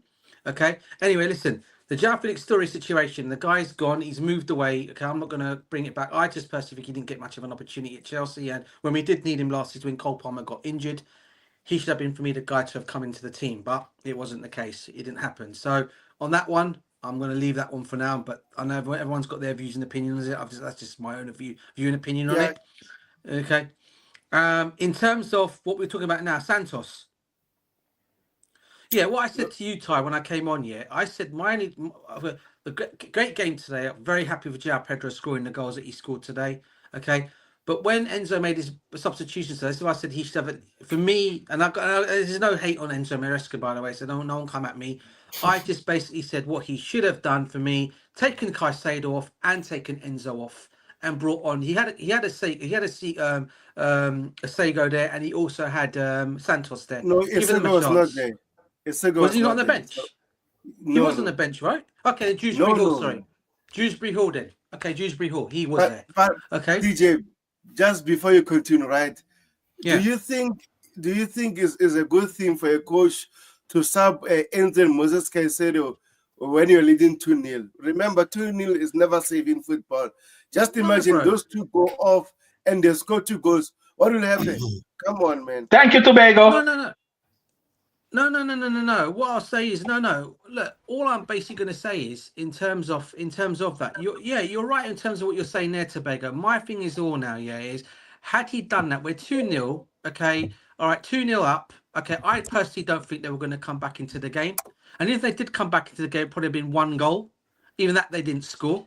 So for me, what you do is you take off Caicedo, take off Enzo, okay, give them a rest because they've got a final coming up. We're going to reach the final and give those two an opportunity there. And let's be real here. It wasn't like Santos was disappointed in his last game. I thought Santos actually balled out for us in the last game. Yeah, he just was unlucky, obviously, not to be played today because obviously he's not going to get past Caicedo, and we all know that for real reason. And for me, he doesn't get past Caicedo. However, rather than see if he did take Caicedo would have not got injured. Yeah, and that's what's now happened. Now we're all going to be. I don't like that. Can I say something? Can I say something? Let's relax. Go on, Dorman. Go on. All right. All I'm going to basically just say one more thing and leave it at that. Yeah. Yeah. Had he done that, okay, we'll not all be stressing out now about the final. Oh well, you know what? We might have Caicedo out of the game now. I can imagine all the Chelsea fans are going to be upset by it. I know I will be because I don't want to see him losing. I don't want to see one of our best players not be in the final. Can I say something real quick? Yeah. We talk facts on it. We talk facts. A lot of these panelists probably don't know that, but for a person who play the game professionally, right? I can tell you this for a fact. Changing 2 of your midfielder in a semi-final doesn't matter if it's 5 minutes to go in the game. That can collapse. Football is a game; it's unpredictable. You can score 2 or 3 goals in 5 minutes. So I'm not gonna sit there and say I'm gonna blame the coach for not changing. Not blaming the coach, bro. I'm not blaming. I understand. No, I understand what you're saying, but I'm just saying. For me, I wouldn't destroy my midfield fully, take out one, yes. But I would keep the next one in there because guess what? You still got 3 or 4 days to prepare for the final. So you can always, that's why squad depth is very important. So you can always prepare a player to go in the final. But collapse in your midfield, with 5 minutes to go, it's possible. So I want to blame him for not making that changes because trust me, it can affect the team Yeah, yeah. And I because agree. I agree with momentum is key. yeah. I let agree me with ask that. Go ahead, something. Let man. me ask something, Again, guys. Let me ask something. Moses Caicedo had a rest against Palmeiras, so why should we rest him again? Doesn't make sense, DJ. So why I should didn't we say say you? no. You guys, as No, usual, you said you no should one's rest paying him. attention to All what right, I'm hold on, actually wait. saying. One at a time. One at a time. One at a time. One at a time. No, DJ, you said we should rest him, but he had a I rest didn't say before. rest him, bro. No, I said no, him no, on no, what I not based. No, Tobago. I No, didn't say Tobago. rest That's not him. what he said. He said take him off, not rest him. That's I said different. take him off. No, No, that's no, different. no. He said There's a rest him difference, and bro. then No, should no, play no, better. no, no, no. No, I didn't he say said He rest take said him. him take off. him off, When not did I rest say Take him. rest him off. him? No, he He said Oh, said I take take him him off. didn't. off. No, no, I didn't take him say off. that. Why should he take I him said off? take He had him a rest off. before, so it doesn't make sense. All right, all right, all right, all right. Let DJ finish. Let DJ finish. And Hold so on. also, Go Ty, are Oh we man. going to be a prophet to think ahead Yeah, that Moses I get Caicedo now. get an injury? Yeah, No, no, no, no, No. no. yeah. No, that was all right. If I can just say this, That was not planned. Come on. yeah. Do you know what, Just say Tobago? this, if I Last can just say season, bro. Let me this, finish. It's all right, Ty. Last season, yeah, yeah. Go on. Maresca was being blasted for not making the changes to what he should have been doing, and everyone was But coming at the manager last season. Yeah. Okay. Everyone's saying, "Why did he not do this? Why did he not do that? Why did he not do?" You know that, Tobago, because you used to say it on your streams, bro. Yeah. facts, People were facts. coming at him because he was not making the You won changes when he should have been the making the conference Hold on, changes. hold league. on. We One won at a the top time. four. One at a time, guys. One at a time. So Yeah, go that's on, all Top I'm four basically saying, conference bro. league. One We are at a happy. time. One at a time. Hold on. DJ, finish. Is everyone in the stream that's doing all. I know a lot of people said it last season, and in fact I've got the receipts of it because I can go back to all the streams. Right, a lot of them were saying, "Why did Maresca not do this? Why did he go and do-" Everyone was coming at Paul. Everyone was coming at the guy last season for not making the changes when he should have made them. Now we got this player risk for injury. Now we got this player risk for injury. Now we got this. That was all coming out last season. And like I said, I got the receipts to state all. Yeah, I got every single one of them that said that. Yeah. Okay. And all I'm basically saying is on this situation, all I'm saying is I'm not coming at Maresca. This is where you guys are all getting it wrong. I'm not coming at Maresca. All I'm basically saying is we were 2-0 up. All I said is all he had to basically do was make changes. Yes. Don't keep on Caicedo or whatever, because we know anything could happen. But he's one player you don't want to try and lose in that midfield. Enzo, I could probably deal with a little bit because I know Santos can come in there, even though I do rate Enzo very highly. But I rate Caicedo, I rate Caicedo more highly than him. Yeah, and that is why I didn't want him to be injured. And unfortunately, he got injured. Okay, and that's now we could possibly lose him for the final. Yeah. Possibly. I'm not saying it's going to be 100%. Yeah, but all right, okay. So I want to bring back Joseph in, but I just want to quickly say this, and then I'll allow to be able to go as well.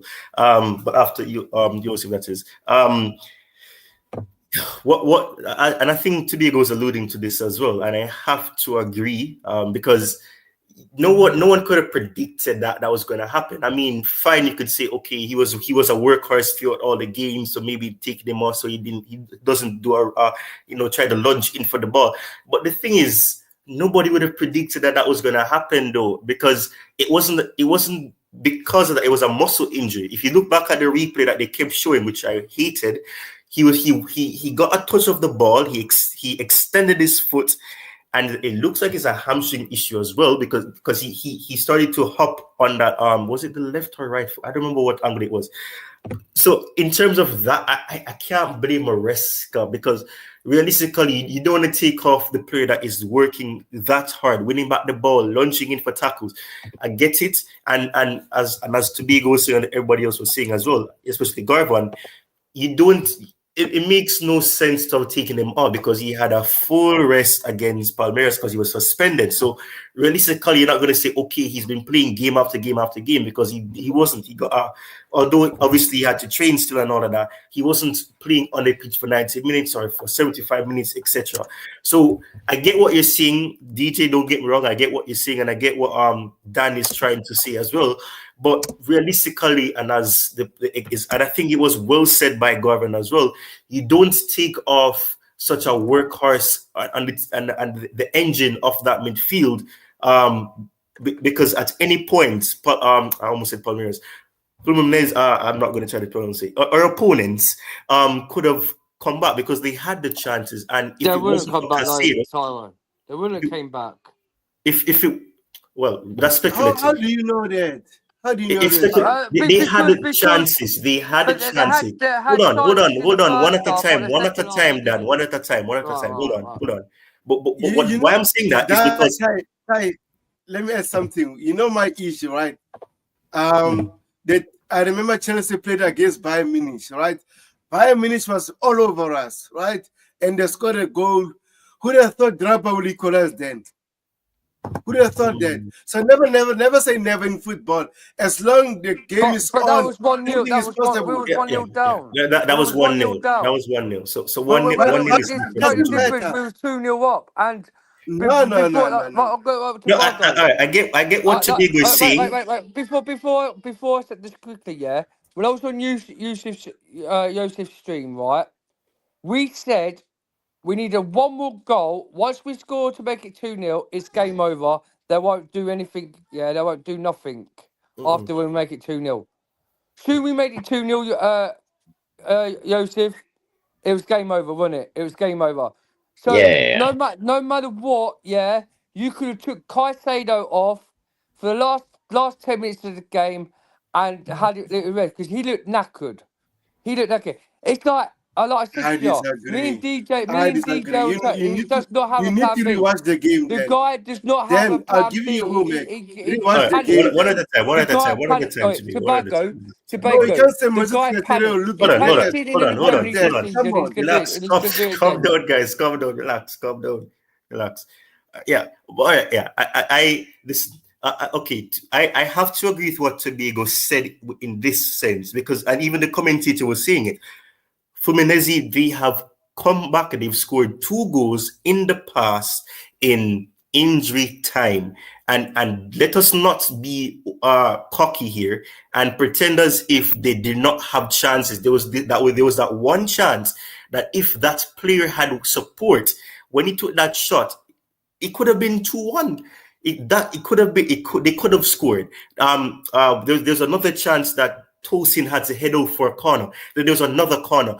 Nobody can say that they could not come back because they proved that they can. They did it against top opposition. It wasn't like they did it against small clubs and all of that. With respect, of course, not saying it in a disrespectful way. So you can believe in your team that yes, they can. But at the same time, football, it's not black and white. It's straightforward. I've always said that. And the way in which they were playing, they could have easily have gotten 1 goal, and you don't know what could have happened. Crazy stuff have happened, and they've done it in this competition already, so they can do it again because it's not like their heads dropped and they were just into their show. They were coming at us even when we scored the first goal.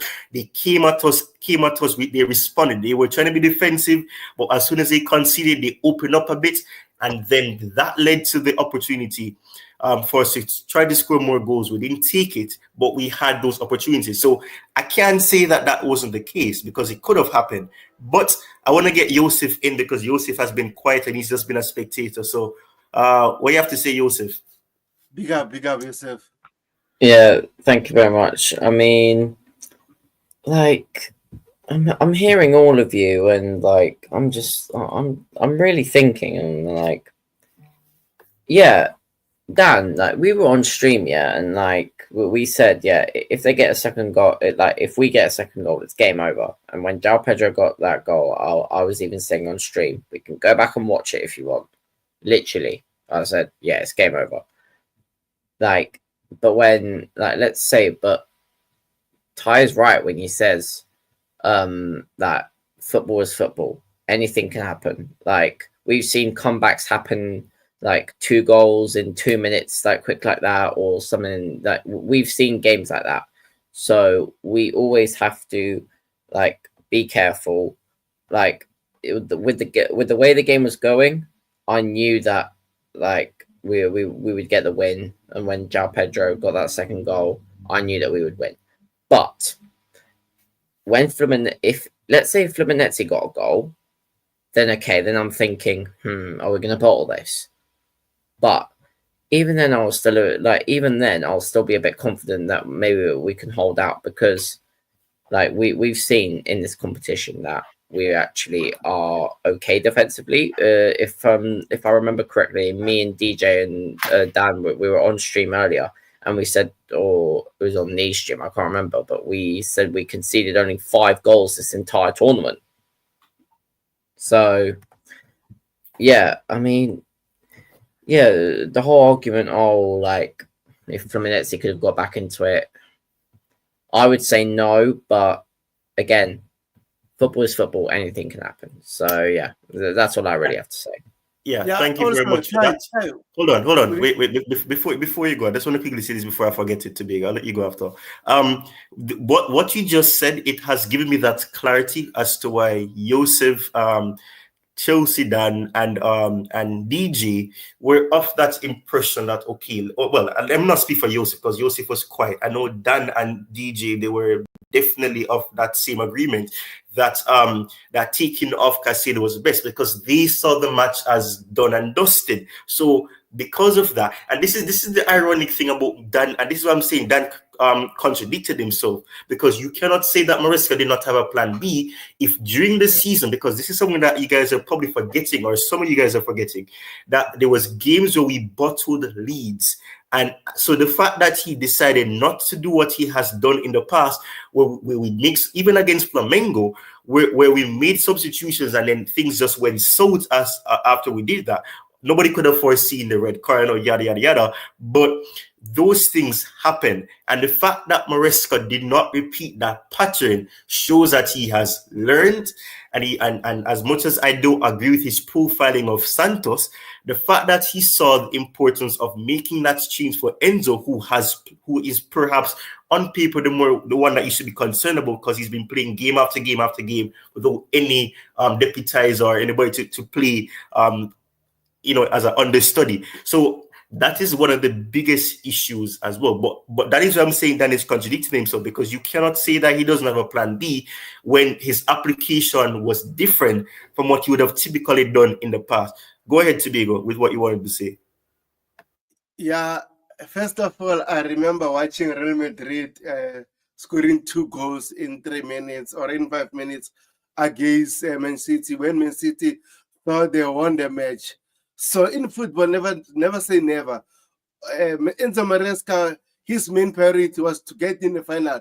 No matter whether you substitute Moses Caicedo or it doesn't substitute him.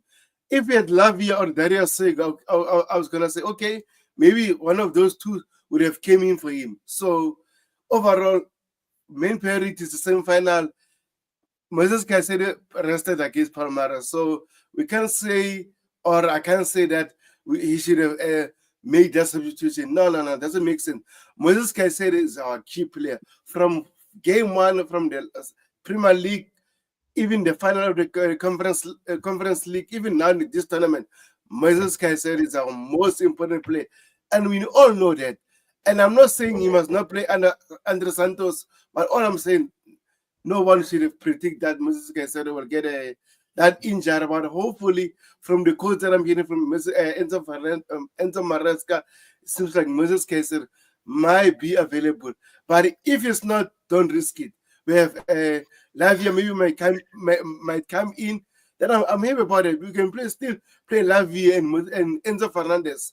Then I'll be happy. So overall, man, we like Boogie is saying here on the comment section, why we are complaining. We are exactly. In the final. I was about to say that next. I'm saying let us change the tone of the stream. We're giving the impression as if we lost 2-0. We didn't lose 2-0. Look at the thumbnail.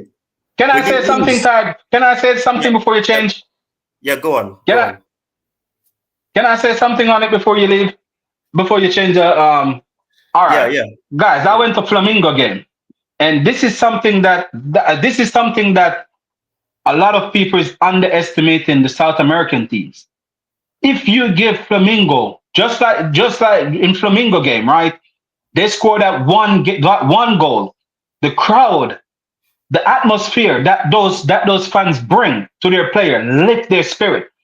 Chelsea is outnumbered in every single game that they played in the United States against the South American teams because they got the fan base. And when they start in that stadium is non-stop. And I'm telling you, the game against Flamingo, the red card or no red card, Chelsea was going to lose that game. Once we go down 2-1, you can see the Flamingo player, the lift that the crowd give those players. So no one can sit here and tell me that if Fluminense score one goal, they wouldn't have a chance to come back in this game. So that's what I was saying. See, Caicedo, I would keep him on for the whole 90 minutes. I disagree on that, mate, because the Flamingo game when we was 2-1 down, the Michael Jackson flip-flop, he really didn't get sent Oh, off. okay, all right, okay. No. I'm gonna stop right here. No. We don't do name callings here. No, but I'm saying, Tyro, we we could have don't came back. do name callings. Don't do that. No, we don't do that. Yeah, no. But the thing is, I will call Jackson a flip-flop because he's a flip-flop. Yeah, he's a Michael Jackson. But that's your opinion. That's your opinion. Yeah. I respect it, but I don't respect the name calling. My brother, you know me, yeah. That's what I'm saying. That I don't respect that. So, but the game already changed. I'm going to say about the game anyway, right?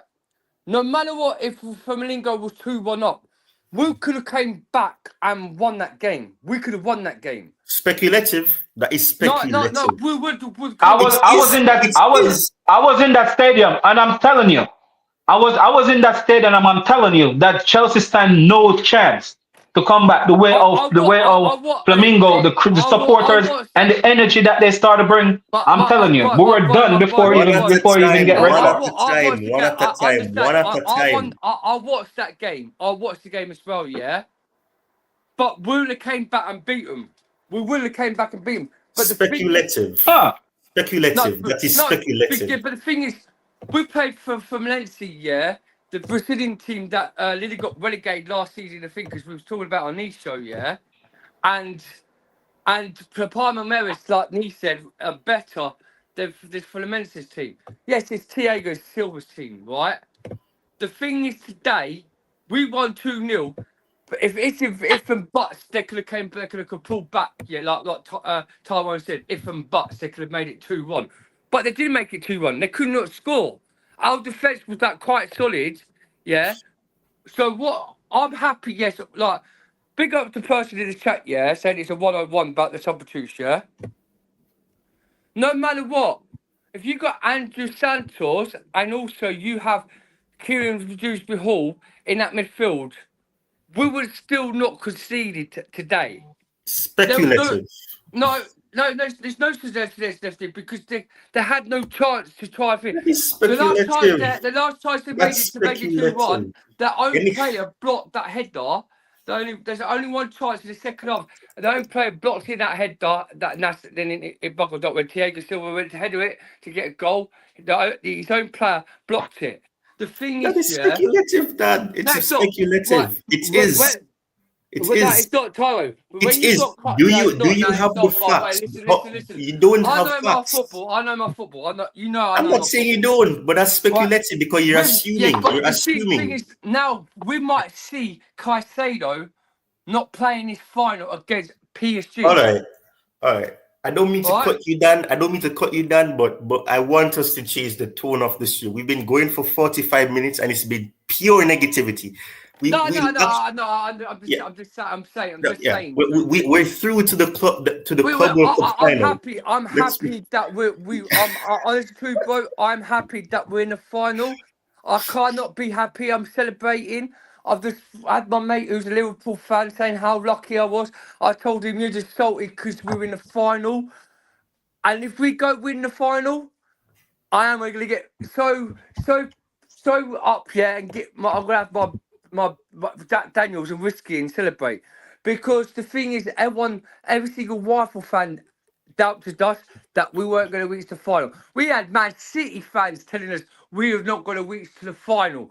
And they got knocked out the first round 16. You know what I mean? They got knocked out. Us English club, the only most English club got to the final. So I'm happy that we got it, yeah? But Enzo Maresca, I'm happy for him with Enzo Maresca. Like I said to you, Ty, yeah? The guy needs to, if you say he's got a plan B, that's your opinion, but I don't think this guy's got a plan B. We wait to see when we play PSG or Real Madrid, see if he wins it against a big top team, and we've got a plan B. Okay, I All want right? to I want to quickly say this. I want to quickly say this. I want to quickly say this, and then I want us to change the topic to something positive, like Joao Pedro. Let us talk about Joao Pedro. Let us talk about anything that's positive. We're through to the final. We're awaiting our opponents. Let us stop talking as if we lost 2-0 or we lost 6-0. We didn't lose. We won. But this is what I want to say. I agree with you. I'm not forcing my beliefs on anybody's throat or anything like that. I'm just saying that I believe it. If you disagree, that's fine. And I love that. I love the debate because it actually it was insightful, because a lot of people are continuously watching, so clearly they loved it as well. But I just want to quickly say this: the fact of the matter is, Maresca has done completely different from what he did earlier in the season that concluded 2024-2025, and he kept saying that he didn't want the players to be running a lot, and we're seeing a whole bunch of running now. So and it goes back to what I said: when the manager says something, believe him, because if the manager is going to say to you that, no, I don't see this player in this way, or I see this player as this type of role, and then he realizes and he's able to adjust and adapt to the fact that, okay, I tried this, didn't work. He reverted to what he was doing before. We were able to get a close win, and then things went positively for us in the end when it came on to Benfica and all of that. But there's alteration to his system, and the new players coming in has changed that, because you cannot tell me that we don't play a different way if you have different profiles. It is impossible, because Liam Delap in that team is not the same as having Jackson up top. We saw what happened when Jackson came on. It was a completely different kettle of fish as to when Joao Pedro was on as well. But anyways, let us go to something positive now, because I would love for us to, before we conclude the show, actually speak positively. And I want to start off by asking you, who do you guys want to see us play in the final? And I'm going to start with Tobago, since his mic is unmuted. Yeah. I have to go, guys. But in my analysis, right, I'd rather prefer Real Madrid over PSG, because if you check Real Madrid defense, they are still on and off, because Xabi Alonso is still trying to find new system, partnership, those kind of things. So there's still a flip-flop. If you can see, they conceded 2 goals against Dortmund. So that means their defense is not solid yet at the moment. With PSG, they already have 2 seasons under Luis Enrique. So their defense is more solid. So I would rather prefer Real Madrid. Yes, they have Mbappe, Vinicius Junior, Rodrigo, you name them. But we can still hit them if we play against them. So I would prefer Real Madrid. So I'm gonna hear your guys' opinions for the next 5 minutes, then I'll go, because I just want to hear your opinions as well. Okay, cool. Let's go. Okay, I think okay. So Dan says he has to leave, so I'll let Dan go. Then I'll go to DJ. He's gonna go straight across from right to left, but Dan has to go, so I'll let Dan go, and then he can leave if he has to. Yeah, everyone in the chat, smash that like button, subscribe. It's all there's no complaining. It's just basically we're having a bit of bounce and a bit of opinions and stuff like it's having a comedian, a bit of a comedian and a bit of bounce for you guys for entertainment. But yeah, I'm not either way. Ty, PSG or Real Madrid in the final. I'm not scared of none of them teams. Right, I've seen Real Madrid in this Club World Cup. They've been really poor, right? And PSG's they've lost 2 men. They've both got red cards, so 2 of them best players at the back, will be missing the final anyway. And one of the players at Real Madrid will also. Either Real Madrid or PSG come in the final. I hope we get a win. Honestly, hope we get a win. Hope we get if we win this, I'll be celebrating no matter what. But thanks for letting me on. I got to come on here more often, bro. When I'm now I've got the notifications up now.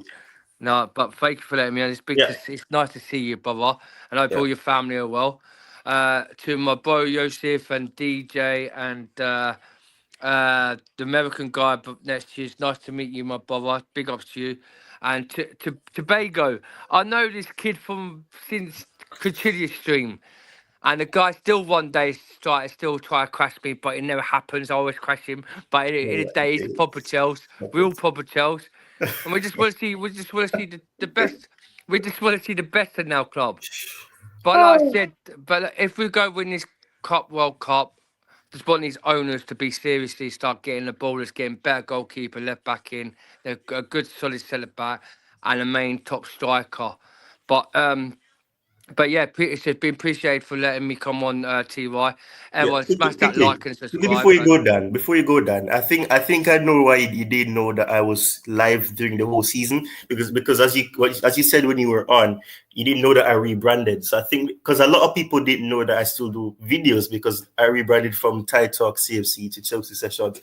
It's been 2 years now, so yeah. Yeah, this is what I'm saying because I didn't know you changed your brand. Yeah. If you'd have told me 2 years ago that you're changing it, I would have still came on your YouTube channel and bigged up you, wouldn't I? Because you didn't tell me it, I didn't know. I can remember when you used to do your live stream, it used to be Thai Talks, football. Yeah. But anyway, now I know it's Chelsea Sessions, and now I know I've got your notifications up on and everything. Yeah, man, thanks for letting me on. Up the charts, I'm happy. Joao Pedro, man of the match for me today. What would you know to him scoring the 2 banger goals for Chelsea today? It's like Newcastle fans were unhappy. But Watford were happy. I saw them tweet something about we told you. Yeah. Newcastle fans are not happy, mate. They're like, he rejected Newcastle to come to us. What does that tell you? And then Newcastle fans, we don't need him anyways. We got Alanga from Nottingham. This guy's better than Alanga. And honest the truth, Joao Pedro, what a player today, mate. You like we got a difference in him. He's got a far way to Chelsea Football Club. He's gonna be good. But anyway, big ups to everyone in the chat. I'll let DJ and Yusuf to come. But thanks for letting me on. Big up, bro. Big up to you, Dan. Big up, Dan. Big up, bro. Big up to you guys, man. Much love to you guys, man. Right, peace out now, boys. Yeah. Peace out. Yeah, big up, Dan. Yeah, DJ, I had to skip you because Dan had to go, but the camera's back on now. Come on, bro. Yeah, I was just having my din-din, so I was chatting to you. Late dinner for me today, guys. So I've had to, what do you call it? Now, listen, big up to Garvin and everyone here. Listen, what I'll just say is just going back to what Dan was just saying. It's called a debate. And I was so happy we had a debate today because 100%. That's what this streams are all about. You debate this and you debate that. It brings in everything. And I'm so happy we debated something today because even though I know we've all got our own views and opinions on things, but it's still a good debate. Going back to who I want to play on Sunday. What for me, Ty? I said it already, bro, right? We were never going into this competition, we were never favourites for it, right? So the pressure's not really on us. Yeah, the pressure is on the likes of a PSG and a Real Madrid because of their heritage and history, right? With PSG winning the Champions League as well, that's going to be more on them. So I'm just glad we've reached the final. And this is not me bottling it because I don't mind who we get, whether it's PSG or Real Madrid. We've got to play these guys in the Champions League anyway. So we might as well have our first game against these guys in a World Club tournament. So in a World tournament. So for me, it doesn't bother me, bro. Whoever we get, as long as we can get the business done and we can win, I'll be more than happy with anything, bro. So yeah, for me, it doesn't really matter. Bring on either one of them. I love that response. Yosef, how about you? Yeah, I mean, it's always a pleasure to have the debates on, whether it's on my channel, whether it's on yours, or whether it's on someone else's. I don't mind. Yeah, obviously Chelsea doing the business again. Hopefully we do it in the final. About who I'd rather get. Now, Real Madrid or PSG. I've said this on my stream. Never write off Real Madrid in a final. Never write them off because every time they get in that situation, they more times than not they win. So, but I think maybe the style of play that PSG play with, I think we might have a good chance against them. Also, but Real Madrid are in worse form than PSG, so Yeah, it's whether you'd rather face Real Madrid, who have a lot of experience in finals and they have the know-how of how to win, or PSG are kind of like the new sort of team that they've just won the Champions League, obviously, and yeah, they look like a really good team. So I'm not at the moment I'm gonna choose Real Madrid, but never write them off in the final. Fair enough. That's fair. That's fair. Garvin. Oh wow! I think I just realized something with the logo. I think I know what happened. My apologies, Garvin, but I saved the best for last. I think. You're good, bro. You're good, man. Yeah. No, man, it's not the best, man. Big up, DJ, my brother DJ. Big up yourself. It's been a while, DJ. Yeah, You're muted, DJ. It's Dan. Yeah, okay, yeah. All right. Enjoying a debate with you. Remember, DJ. I don't know. I'm gonna take it back to last year, right? Remember last year when I was saying Chelsea gonna finish in the top 4, and everyone was saying that I'm crazy. Even Tobago, I'm sorry, leave because I want him to. Did we not say top 5? Yeah, I just was waiting to the last part. Yeah. Yeah. Sorry. You said 5, and I told you Chelsea gonna finish between 3rd or 4th. And everyone was looking at me like I'm crazy because remember when I go to that Real Madrid game and I come back, I was explaining to you guys exactly what I see, and everyone was telling me, "Oh, like I'm crazy." And I went to this game this season, and I see some difference. And I was telling Ty yesterday that everyone gonna be surprised by Chelsea. Everyone is underestimating Enzo Maresca. Enzo Maresca, I'm not saying he's a top coach, but I can see what he's trying to do. I can see what he's trying to implement. I can see that he's trying to learn from his mistake that he had last season. Because, for instance, remember even in January when I was saying go back for Andre Santos. You remember when I was telling you when I was saying DJ on a stream when I was saying go for Andre Santos now, and he will be the Lavia replacement. And everyone was telling me that, oh, where is going to get game time? But the Conference League was there. Now everyone see Andre Santos playing one game. Now everyone is jumping on the wagon and say, oh, Andre Santos should be this. But I've been saying it since January. So this Chelsea team is unpredictable at this moment. The way Enzo Maresca is trying to play, it's similar. I don't know if you guys know this. Not saying it's that good as Paris Saint-Germain, but it's similar to what they're doing over there. So that's why I was trying to tell Dan earlier that Chelsea probably only use one winger. If you notice, Paris Saint-Germain is similar. They only use one player out wide at all times. Most likely Dure and KK, I can't call his name. Either one or the other always float inside with the likes of a Dembele. And with the wingback, with the two wingback going high as the alternate winger to keep with and overload the defensive third, right, of the opponent. And that's exactly what I see Enzo Maresca is trying to do with these players. So that's what I was saying earlier, that I don't think Chelsea going to go for a likes of a Rodrigo, one of those big players, because those players are already in their way. And it's going to be hard for him to really break this player out of their dirty way or their good ways, or however they know how to play, because they're superstars. So he's gonna try to get players that he can bend in the way how he want to play.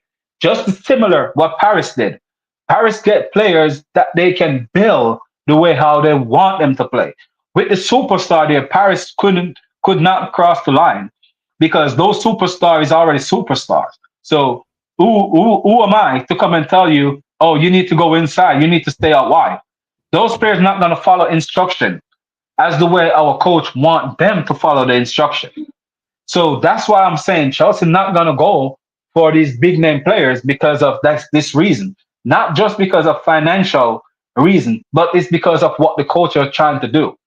So going up against Paris or Real Madrid, not even say Real Madrid, I would like us to go up against Paris, win, lose, or draw in the final. Wish you can draw a final. But that will show us where Chelsea is. So go up against Real Madrid. The game can go, it's going to be a 50-50 toss-up. in my opinion, because Real Madrid is not that great of a team at this moment. But going up against a Paris where we're trying to do the similar thing as a Paris, then we will see the level where our player is. And now then we can look at it and say, Chelsea is moving from stage 1 to stage 2 or 3 at this point in time. So going up against a Paris in the final, that's how we're gonna know our level. And people need to stop underestimate Enzo Maresca, because Enzo Maresca is not a bad coach. He's not a top coach, but he's not a bad coach. You know, his style and the way how he's building this Chelsea team, if we get a better goalkeeper and we get a cover, we need a cover for Cucurella, and we probably need one more central defender. Probably not. If we go in the season without a centre back, I think we're okay, to be quite honest. If we keep the likes of a Shalaba, and if Wesley Fofana can change his style of play and just play simple and normal, you can be fit for most of the season. But for me, man, my confidence is high going into the final with this Chelsea team. Because as I said, you know, getting someone to put the ball in the back of the net when we get the chances is the big main for Chelsea team upcoming this upcoming season and in that final. Because we're gonna get chances. It's just if that striker gonna take that chance, that 1 or 2 chance that we get, if they're gonna take it, then we can beat Paris or we can beat Real Madrid. Well, wow. You see, listen, this is look at that. You said it. You said it very good. I think I don't know what Yusuf and DJ have to say, but I think you said it very good right there. And you said it in an in-depth fashion. I have to say this. You know that thing about you already, Garvan, but man, I just cannot get past the fact that you did not watch the match. And what you said about the application of the players, it was spot on. Just listening, which it shows, and I don't know if you allow me to say this, because we know the type of people who you can say it, man. You can say it, bro. Big up. Cool, right. So you mentioned one thing. You mentioned one thing Ty. about. Can I just say something on Caicedo quickly? Maresca's just basically come out and said that I told Caicedo he has to do everything to be on the pitch on Sunday. That to me doesn't sound good when he comes out something like that. It reminds me of Kante. Remember the Europa League final? Europa League final with Kante. He was playing after he was half injured, I think, and he still delivered. I'm not saying we should do that, because Kante, we know what happened to Kante. Kante kept having injury issues after that, so I don't want to do that. But yeah, it doesn't sound positive. I just want to quickly say this. Garvan continues to show that as an ex-player of the game and as a coach, a manager, you don't need to see the game, because and Bobby loves to say this as well, because you're well rehearsed when it comes to actually looking at and hearing things and actually being able to analyze the match. And I'm hoping that one day I get the chance, as he did, to be able to see Chelsea play in the flesh, so that I can actually be able to assess the game. Because obviously I've heard people say, and I believe that is true, because when you see a match on TV or online, it's different from actually being in the atmosphere, actually seeing the players in the flesh and what they're doing and how players up. And Garvan said this when we talked yesterday as well, that the camera follows the ball. So whoever has the ball, it follows them. So you don't get to see the players, what certain players off the ball do. So I'm hoping, but I'm just massively impressed with the fact that Garvan did not watch the match. He just listened.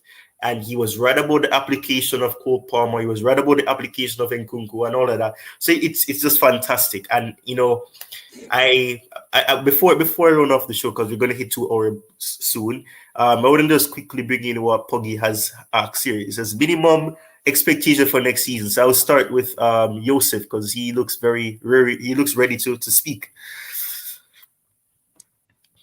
Well, minimum expectation for next season, I'm saying win either the FA Cup or the Carabao Cup, and so try and win those 2. Go for a title race, and try and get as far as you can in the Champions League. That's all I have for Enzo Maresca's targets for next season. Fair enough. Fair enough. How about you, DJ? Hold on, bro. Yeah. Yeah, more or less the same thing I said. One of the domestic trophies has to be a must. Look, we're back in the competition we all love to be in. I think the team, the club deserves to be there. It's where Chelsea belongs in the Champions League. And usually when we're in it, we don't disappoint. And you know, listen, as long as we get further in that competition in that banter club, Arsenal and Tottenham, yeah, I don't really care, mate. Yeah, we've already, even though we've already won it, we've won it anyway. So I really shouldn't really put Yeah, it in exactly. consideration. They Really. can't speak to us. They can't speak to us. to us. But look, listen, as I said it, and I said it already here, Tom. I'm not going to say it's going to happen, but I said before that I expect Chelsea to win a title before Arsenal does, and I'm not saying it's going to happen next season. But even with the Arsenal bringing in Victor Gyökeres and all them other man, yeah, that are coming to that football club, yeah, I still think we're still gonna win it. We're still gonna win a title over them. Maybe not next season, but I think after that we probably will do. So look, for me, we got a challenge for definitely the Premiership. I still will be challenging for the Premiership next season, no matter what. Even though we're not going to win it, but still challenge as far as we possibly can. But yeah, definitely go as far as we can in the Champions League and win a domestic trophy. Whichever Fair enough. How about you, Garvin? I'm gonna give my little analysis on it too. 100% agree with both DJ and Joseph. But I'm gonna add something different because last season, DJ, I was saying on my channel, I've been saying a lot. Even Ty can, when I used to say, it doesn't matter if the striker is for one pound. We just need someone to put the ball in the back of the net. It doesn't have to be $100 million signing. A lot of people take football simple and lightly because because this player costs $100 million, he's going to come in and hit the ground running, or he's a superstar. There's a lot of players out there that cost 20 million, 10 million, 5 million, $1 million is better than those players for $100 million. Is the system, is the way how the coach plan to use them. And when the player gets his chance, it's just to take it. And a lot of players out there, just need that one opportunity to take it. And I know a lot of people are gonna say that Delap is what $30 million or whatever is a cheap. So he's sailing under the radar. No one is really talking about him because he's cheap. But that doesn't mean he's not gonna hit the ground running. Joao Pedro is the same thing. But the biggest factor that a lot of people don't take into consideration, that last season we were 10 with Nicholas Jackson only, because Christopher Nkunku is not a striker. Now we got a striker. Now we got a upgrade on Nicholas Jackson or a similar player, a similar profile. Not gonna this generation Nicholas Jackson or say anything. We got a similar player. We got Joao Pedro that can do exact the same way our Nicholas Jackson trying to play. But the difference is he know how to sort his feet out to shoot. Which, remember yesterday I was telling you again, Ty, about Nicholas Jackson's problem is when he make those burst run, he don't know how to sort his feet out and take that deep breath to compose himself. Yeah. That's the problem with Nicholas Jackson. He's not a bad player. It's just when he reach to the box, he just need to know how to breathe. And that's a big factor for strikers. A lot of people don't know. With a striker, he have to know how to breathe, to balance himself. You have to know how to inhale and exhale at the right moment. And that's something that they teach. They teach in probably, semi-pro. You have to learn how to control your breathing so you can get your power, or you can balance yourself. And that's where Nicholas Jackson failed. So for me, right now, I think that we got a good squad. We need a better goalkeeper. As I said earlier, we need a left back to cover for Cucurella, and maybe one more defender. But if we don't get another defender, it's no problem. We really solid in midfield. Attacking wise, as Dan was saying earlier, that we need another winger to cover. A lot of people sleeping on Tyreek George. Yep. He's a fantastic young player. A lot of people sleeping on Esteban Williams. Where we don't need to know how Esteban Williams can play right across the front line, not because he's a left footer. If you guys watch the Brazilian league, which I watch, I watch almost every league in the world, to be quite honest, if I get the chance to. And if you notice, Exaval Williams is preparing himself for the last year. They've been using him on the left, in the middle, and on the right. He's been playing right across. And everywhere you put him, he always tends to have a good game. So Exaval Williams can be the Nutty Madueke replacement, to be quite honest. Because as I said, the way Enzo is going to play in majority of these matches, we're not going to use two out-and-out winger. We're going to use one to hold the width, maybe on the left or on the right, and Cole Palmer or someone that's going to be floating on the inside as a 10.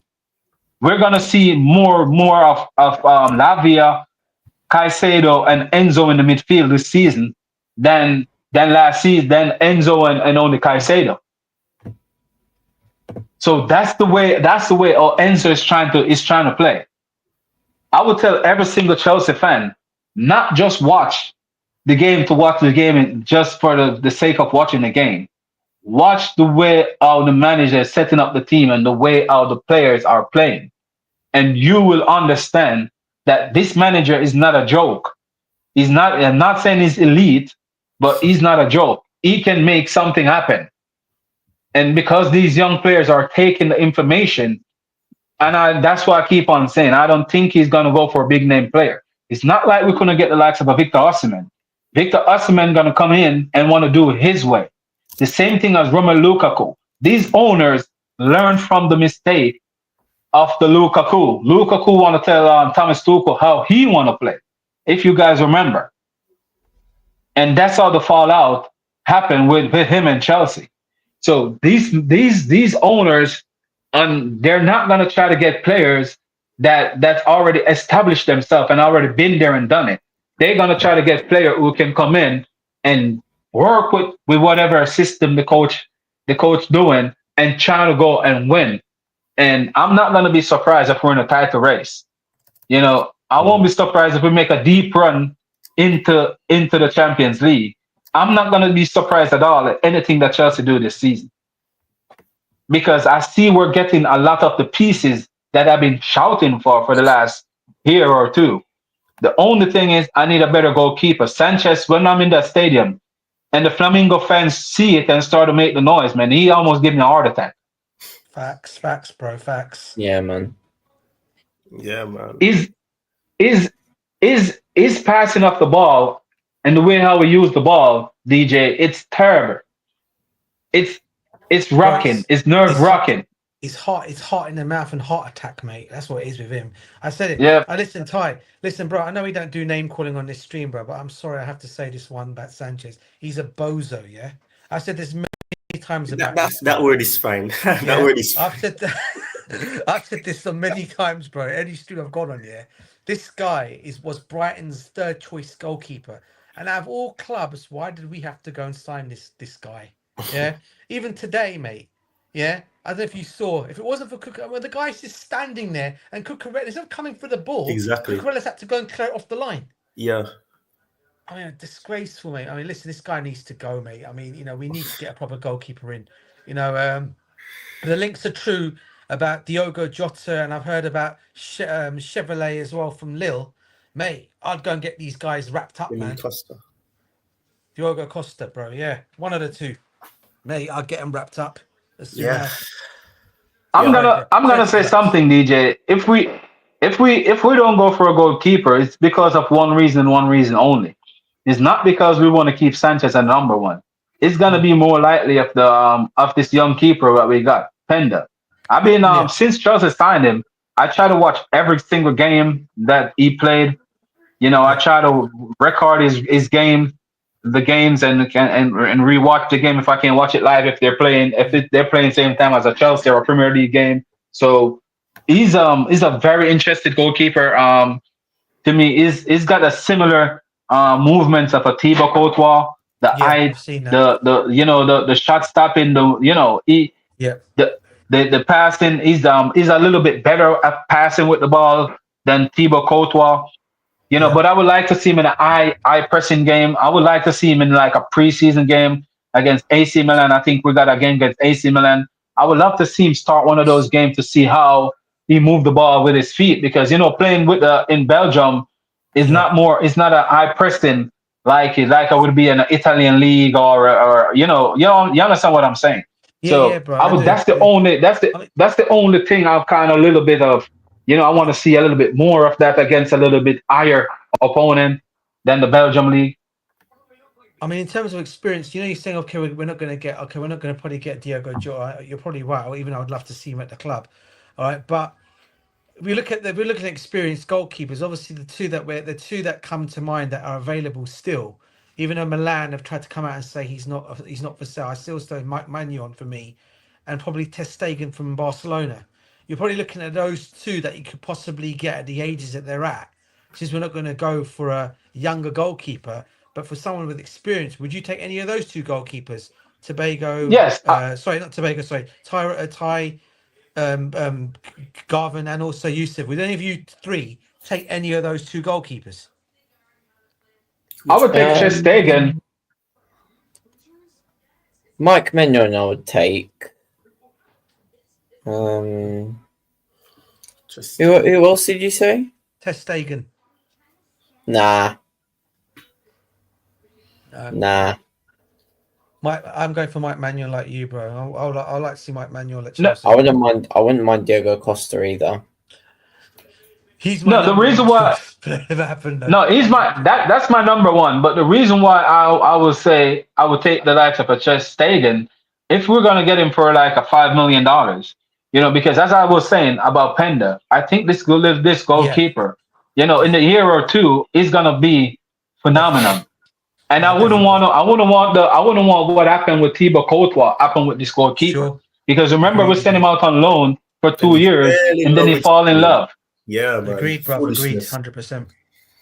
So for me, if I'm gonna pay so much for my Maignan, when I know this young goalkeeper, as I said, shot stopping, claiming crosses, is similar to Sanchez. Sanchez is good on claiming crosses and shot stopping, but he got this bozo moment where he seems like he just lost it. He just loses his mind, and he bring it's for real. It seems like his brain he brain just stopped for a minute. I know I said I don't do name calling on the channel, but I'm convinced that he's autistic. I don't mean it in a disrespectful way. I think he's no, it's true.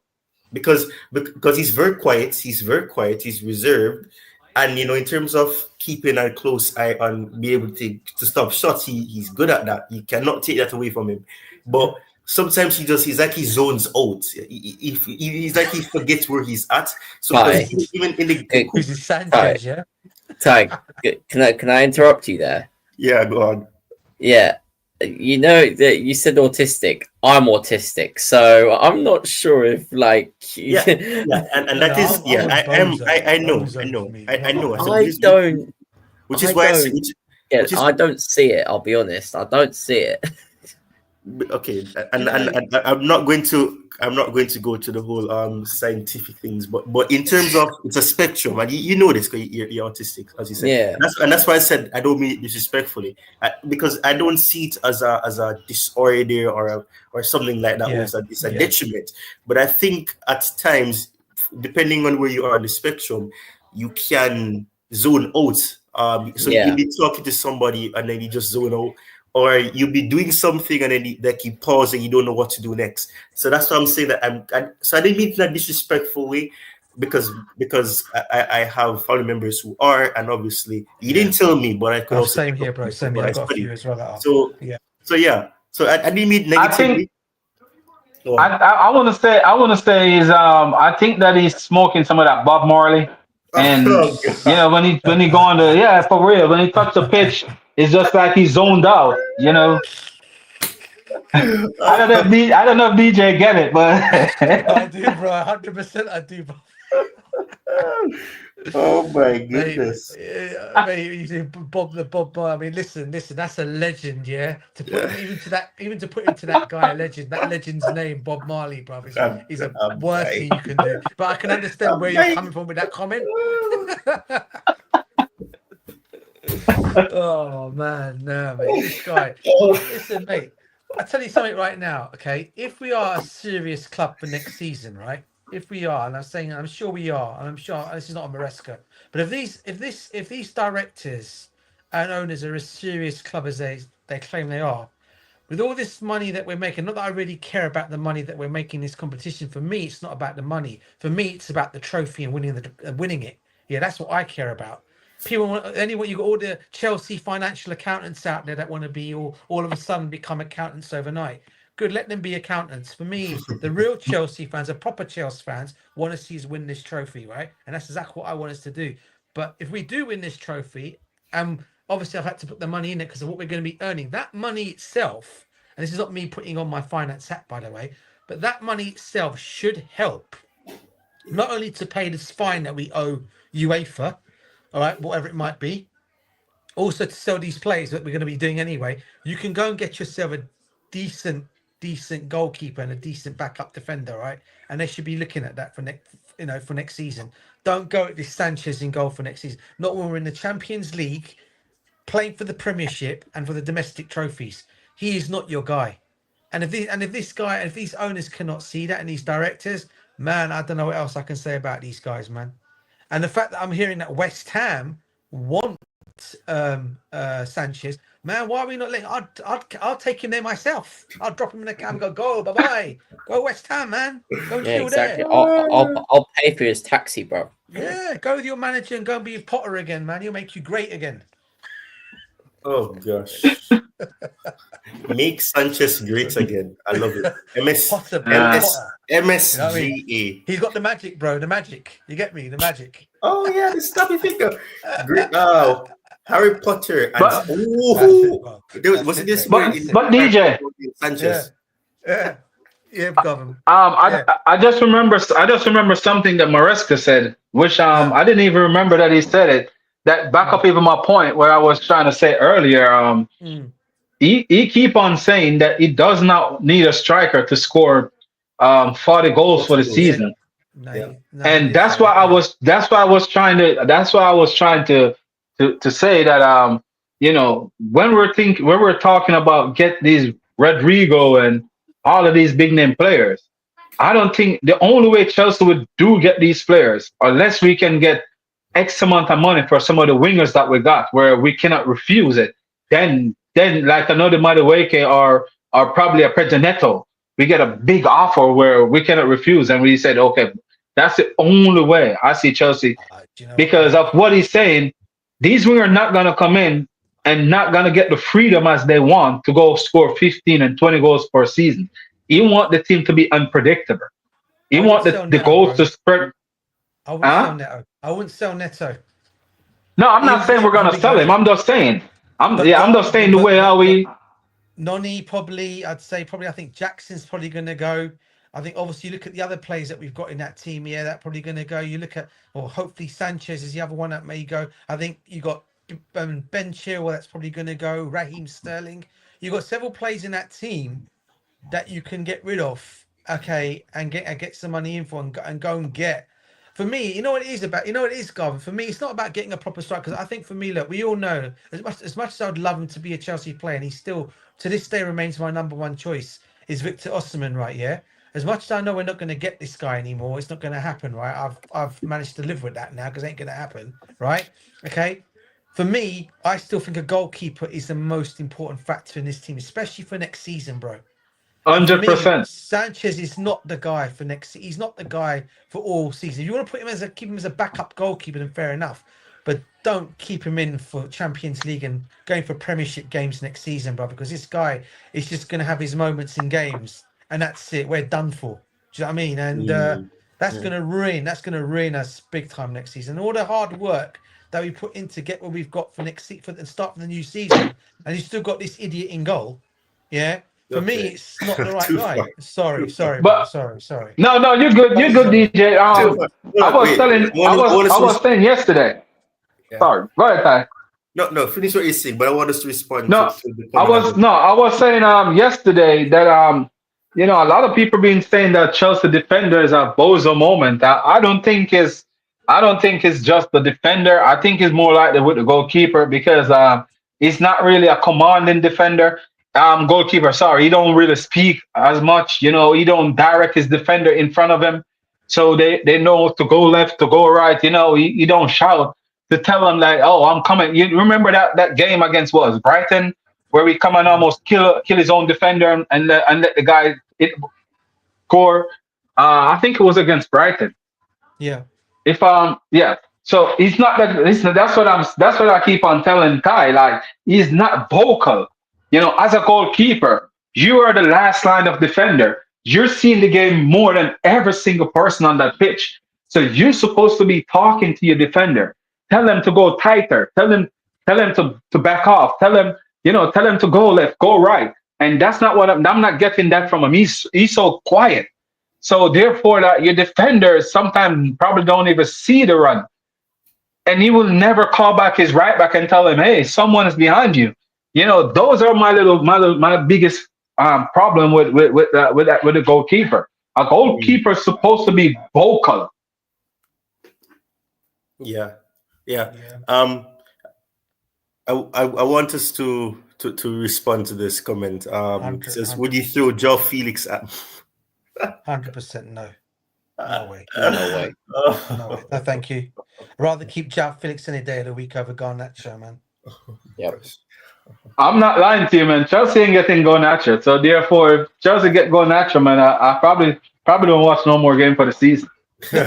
If anything, if they sign a winger or a player who can play across the attack, I think it's going to be Morgan Rogers. I think if we do, That's the player. That's the player I will get. That's the player I will get. Him or Malik Fofana, one of the two. I think yeah. But I think Morgan Rogers would probably fit better based on what Maresca wants to do. And it's a pity that isn't here, because he's saying that Maresca doesn't have a plan B. But based on the profile of players that we've gotten, it shows that he does, because this is not the way we were playing last season. We didn't have that freedom. And it's like Garvin said, that we just had Jackson. Then when Jackson got injured, then we were able to see fluidity, because it forced Maresca to have to play Tariq George, Pedro Neto up top, and Kunku he tried, it didn't work out. But so he did have a plan B. But anyways, let's digress past that. But yeah, we've got way over the 2 hour mark. I said I was going to end at 2 hours, but you know, this is what tends to happen when you have meaningful conversations. But yeah, anything else you guys want to add before I do a little tribute? Because it's the first video / stream that I've done since, you know, the unfortunate thing that happened. The last few days. Yeah, I just want to add my 2 cents again, because I know it's been talked about a lot all of last week, and it's been mentioned again this week. You had him up on your screen earlier on. Yeah, here it is. This guy.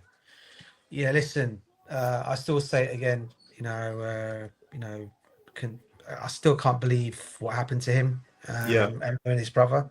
It was actually shocking in Portugal. I know for a fact, because my cousin, would you believe, messaged me this news hours of the morning when I heard the news of it, and I was like, I couldn't work for the day knowing what I heard about it. And I was thinking that can't be true, and he said, no, honestly, but honestly, cuz it's true. Go and check if you want. And yeah, it was very sad that day. And and you know, the worst thing about it, you think about life, and you think, I always talk about, say, you banter other clubs.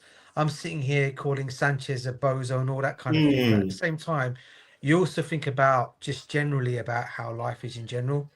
And, banter is banter. But that day when this all happened with Jota, all the football community came together as one, which was great. And I can still tell you to this day, it's still a morning in Portugal at the moment. It's not that. My cousin was telling me, he messaged me again yesterday, saying it's still not great. I mean, where they had the funeral in Portugal, by the way. My relatives went past there to see, and it was a massive thing. There was a lot of people there. They saw a few of obviously a lot of famous people were there. Obviously, we all know VS Boas was there, Martinez was there, over the Liverpool squad was there, and it was just really, really sad. I just want to say, obviously, again, condolences to his mum, to his dad, because to lose two sons, bro, like, in a crash like that, it's very sad. So I just want to say once again, bro, thanks for having it up on there. We're still remembering him. We're all loving our football and happy our team's got there, but at least we still know life's still important. And obviously, Yeah. gut is still about Diogo Jota Yeah. and his brother. Yeah, I mean, it's like the thing is, and I think a lot of people in the community, and as you said, it really showed me that football is not just a sport. I always say that football is not just a sport; it's a community. And the fact that when this news broke, it wasn't just one or two; it was the entire big community. They didn't make any transfer news videos. Yeah. They didn't have any stream, or if they did have a stream, it was just to talk about this. But for me, I was shocked because the first when I woke up, I woke up seconds and my phone was just beeping because I have live score notification Yeah. on, and I saw it and I was like, oh, I'm saying, is this am I dreaming? And then I saw a whole bunch of videos coming out. Oh, rest in peace to Diego Jota, and when I saw Andre Silva, I was like, wait, what? No, because the thing is, I'm thinking about the other Andre Silva, and they look so much alike. I was like, because I didn't know, but it was really heartbreaking, and I don't know because I'm in a group with Garvin and with Jerry and all that. It really shook me to the core because the first thing I thought of was his children and how young they are, and at the age that they are. They're gonna have memories. 28, 26. What they have is gonna be limited memories because he was a footballer, so he wasn't home as much. All those things started coming to my mind. I just broke my heart because just to think about, and even his wife. When I see the video of her, holding on to the, it was just heartbreaking. The coffin, yeah. It's painful. You can see, and 3 children, bro. 3 children as well, Yeah. And he was only married 10 days ago? Yeah. Well, at that time, yeah. Yeah, at that time, yeah.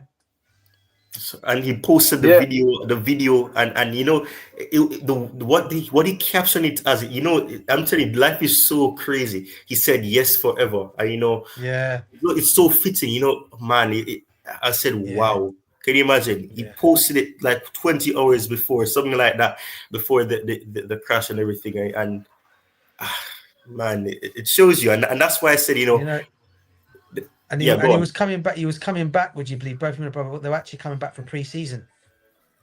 Yeah, and there was some news coming out that the police are saying that it's showing that he was the one driving. So you don't even know because they're saying it was a tire burst. Anything could have happened. You don't know what actually happened because they're speculating that they said it was an overtake and all of that. But yeah, I mean, I know lots of people, and even I said it, because grief is a weird thing, and I'm not saying that I'm grieving like a mad person, because I didn't know him like that, but just even looking at the edits or the compilation of what Liverpool did for him, I was watching. I'm like, is this real? Did he really die? Because I actually saw when he posted it, and but he was celebrating, and but everything was so nice because I remember after when Liverpool won the league, he said that Portugal was it the Nations League, was it?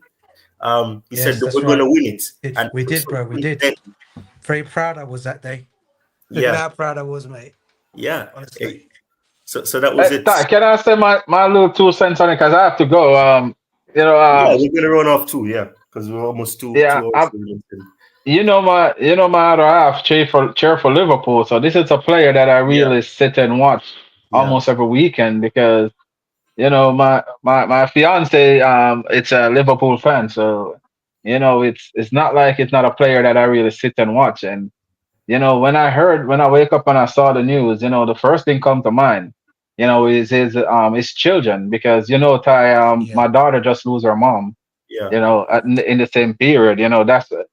And I was coming back to do stream on a regular basis, and the way that hit me, it hit me, and it's a life-changing moment for me. And imagine his kids, and what his wife is going through, because it's a life-changing moment.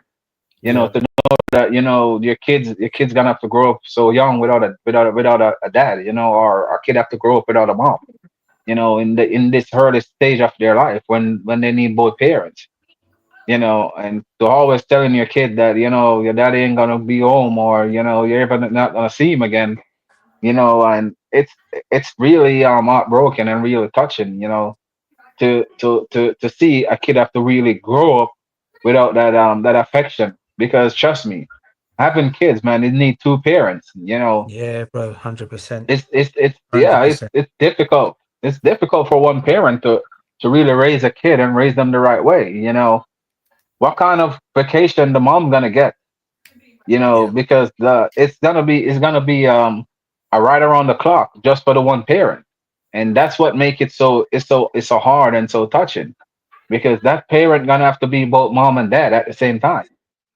It's Yeah. it's a very, very unfortunate situation, man. I wouldn't want to see no one go through none of these, you know, things that been happening. I wouldn't mind if everyone can live forever. But Yeah. it's for me, it's just the kids. If they were older and understand and have and share a lot of good moment with their dad, which I know they did, but it's just so short. Because I don't think his kids are like 10, 12. They're all young. Like Yeah. 8 on and 4 and probably 2. So that's what even harder, to always trying to check on your kids to find out, how you doing, you're okay. A lot of time I sit here and see my daughter sitting and just like looking, and I have to be over there sitting with her, find out if she's okay, and trying to have a Yeah. conversation, trying to pick her brain to see or to hear if she's gonna, like, come out and say something, oh, I'm not good, or those little things. When you see your kids in certain situation, it's really hard, man. And I'm just gonna say condolences, and I hope his parents and his wife, find a balance, to help the kids, and to make sure they check on them daily, talk to them, trying to figure out what's going through their mind, and not because they're not probably not crying or said they miss their dad, or some everyone deal with situation different. They probably have it deeply, so I just hope that they give the kids the right help that they need. Take them to a therapy or Yeah. whatever it needs for them to open up or for them to understand. And I Can you just, imagine? my biggest condolences, man, is for the Can you kids. imagine his That's mum, that's Gavin? where Can you imagine his mum and dad? I mean, two sons, Hmm. two mate. two sons. Yeah, that's what I'm saying. That's It's for us, man. It's always such. like, yeah. For me, I always want. I never want to say I'm gonna sit here and bury one of my kids. I rather my kids bury me. Because that's how it should go. Yeah. You should Yeah. grow old and die, and then your Yeah. kids come and bury you, and Yeah. Yeah. and then but to see a parent have to bury their kids, and it's touching, man. It's really touching, man. I'm not Yeah. gonna lie to you, man. My heart was ripped out when I see him, and I went in shock.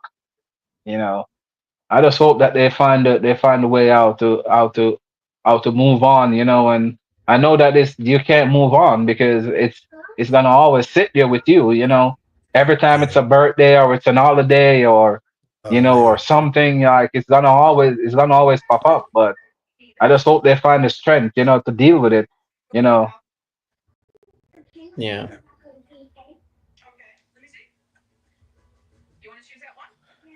I think Ty's cut off. Guys. Yeah, I think he's cut off. I'm trying to Uh, figure out where he is. the- it's probably his internet went out on him. yeah, his internet must have gone on him. Hmm. It's unfortunate it's live on stream as well. Okay, okay. He texted me. He said the electricity just went out, so can we just stall for him a little bit, Yeah. till Yeah. he can come in and shut down the stream. Okay. So Yeah. we can. What do you guys think about Nadi Madueke? Going to Arsenal. Yusuf, do you want to go, bro? I've been speaking, bro. I'll let you have your two. You can you be Yeah. quiet all this time. Okay. I really don't like. I don't know at this point. I'll be honest. I mean, at one I point I got. want him. At one point I want him to go, and at one point I don't because we're probably not going to get a replacement for him. So I'm not sure. I'll be honest. What do you think, DJ? Yeah, listen, bro. It's a funny one, Noni Madueke. I mean, look, I don't think he's a bad player. I really don't. He's young still, 23 years old. I just think he loses. He's lost his way a little bit, but he seems to always find a way of trying to get back to it again. Now, do I think it's good business for us? I mean, look, 50 million for Madueke, I would take it. Do I think going to Arsenal is the right move for him to do? A lot of Chelsea fans are laughing at it, saying, "Yeah, go, let him go to Arsenal, let him go to Arsenal." Yeah, yeah, yeah. Listen, and Mikel Arteta, as much as I put this guy down and call him all the names under the sun, he is going to get a Chelsea player signing right, and he's going to make that player play good. And the reason why I think he could get it right, where he could be a bit lucky this time round, is because of the age that Madueke is. That guy can improve if he wants to make him improve. He'll improve him, and I can actually see him um, doing pretty well down there. But look, 50 million, great business for Chelsea. Do I think Arsenal's a club I want to sell him to? Probably not, because I know how he could probably go and improve as a player there. But hey, there's no other club that want him. So yeah, I think if he goes down there, and if we can get, say, the young kid, the young, is it Winery? If we can come part of the deal, we're all laughing, man. Because I don't mind having that kid as an excellent talent as part of the deal. Yeah, fair enough. Yeah, yeah. My take on Noni Madueke, if that was here, he can he's a player that I got a love and hate relationship for him. I think that I think Noni Madueke is the biggest problem is Noni Madueke. You know, I think Noni Madueke is his own destruction. Yeah, He's the one that gonna decide if he's gonna be a top player or if he's just gonna be a mediocre player. You know, I think that Noni Madueke is too much of himself. You know, I think he already think he's a superstar. You know, I think that once he can get his head, you know, in the game the right way, I think if he can get a mental coach, you know, someone to help him and bring him back down to earth, you know, to square one. I think that when he just come into Chelsea, he was hungry, but I think that soon as he started to get the game time, you know, and when he scored a few little goals, he think that he's already there. And I don't think none of the way can work perfectly with Palmer because I think that he's always trying to outshine Cole Palmer, which I don't think that you guys maybe can say I'm wrong, you know, but that's what I get from him. I get that he want to be the superstar, he want to be the man, and for him to do it, he have to go to a team like a West Ham or maybe a Tottenham, you know, where he don't got that competition, where he can go and say I'm the man. But I don't think at Chelsea he's gonna be the man.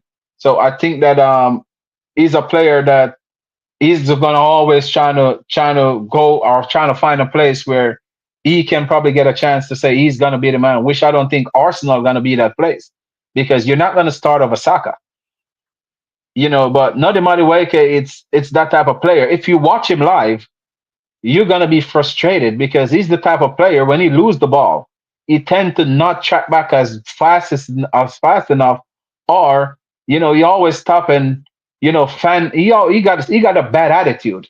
In my opinion, his attitude is not good because he always fanning his teammate off behind the cameras, you know, or he always like stop and start to pull his shorts down and set himself back up. You know, and when you're on the football pitch, why are you worrying about your pants or your shirt? You know, you're out there to work. You know, and those are the things I got with Nadi Madueke. I think he's a superstar. Or he's trying to please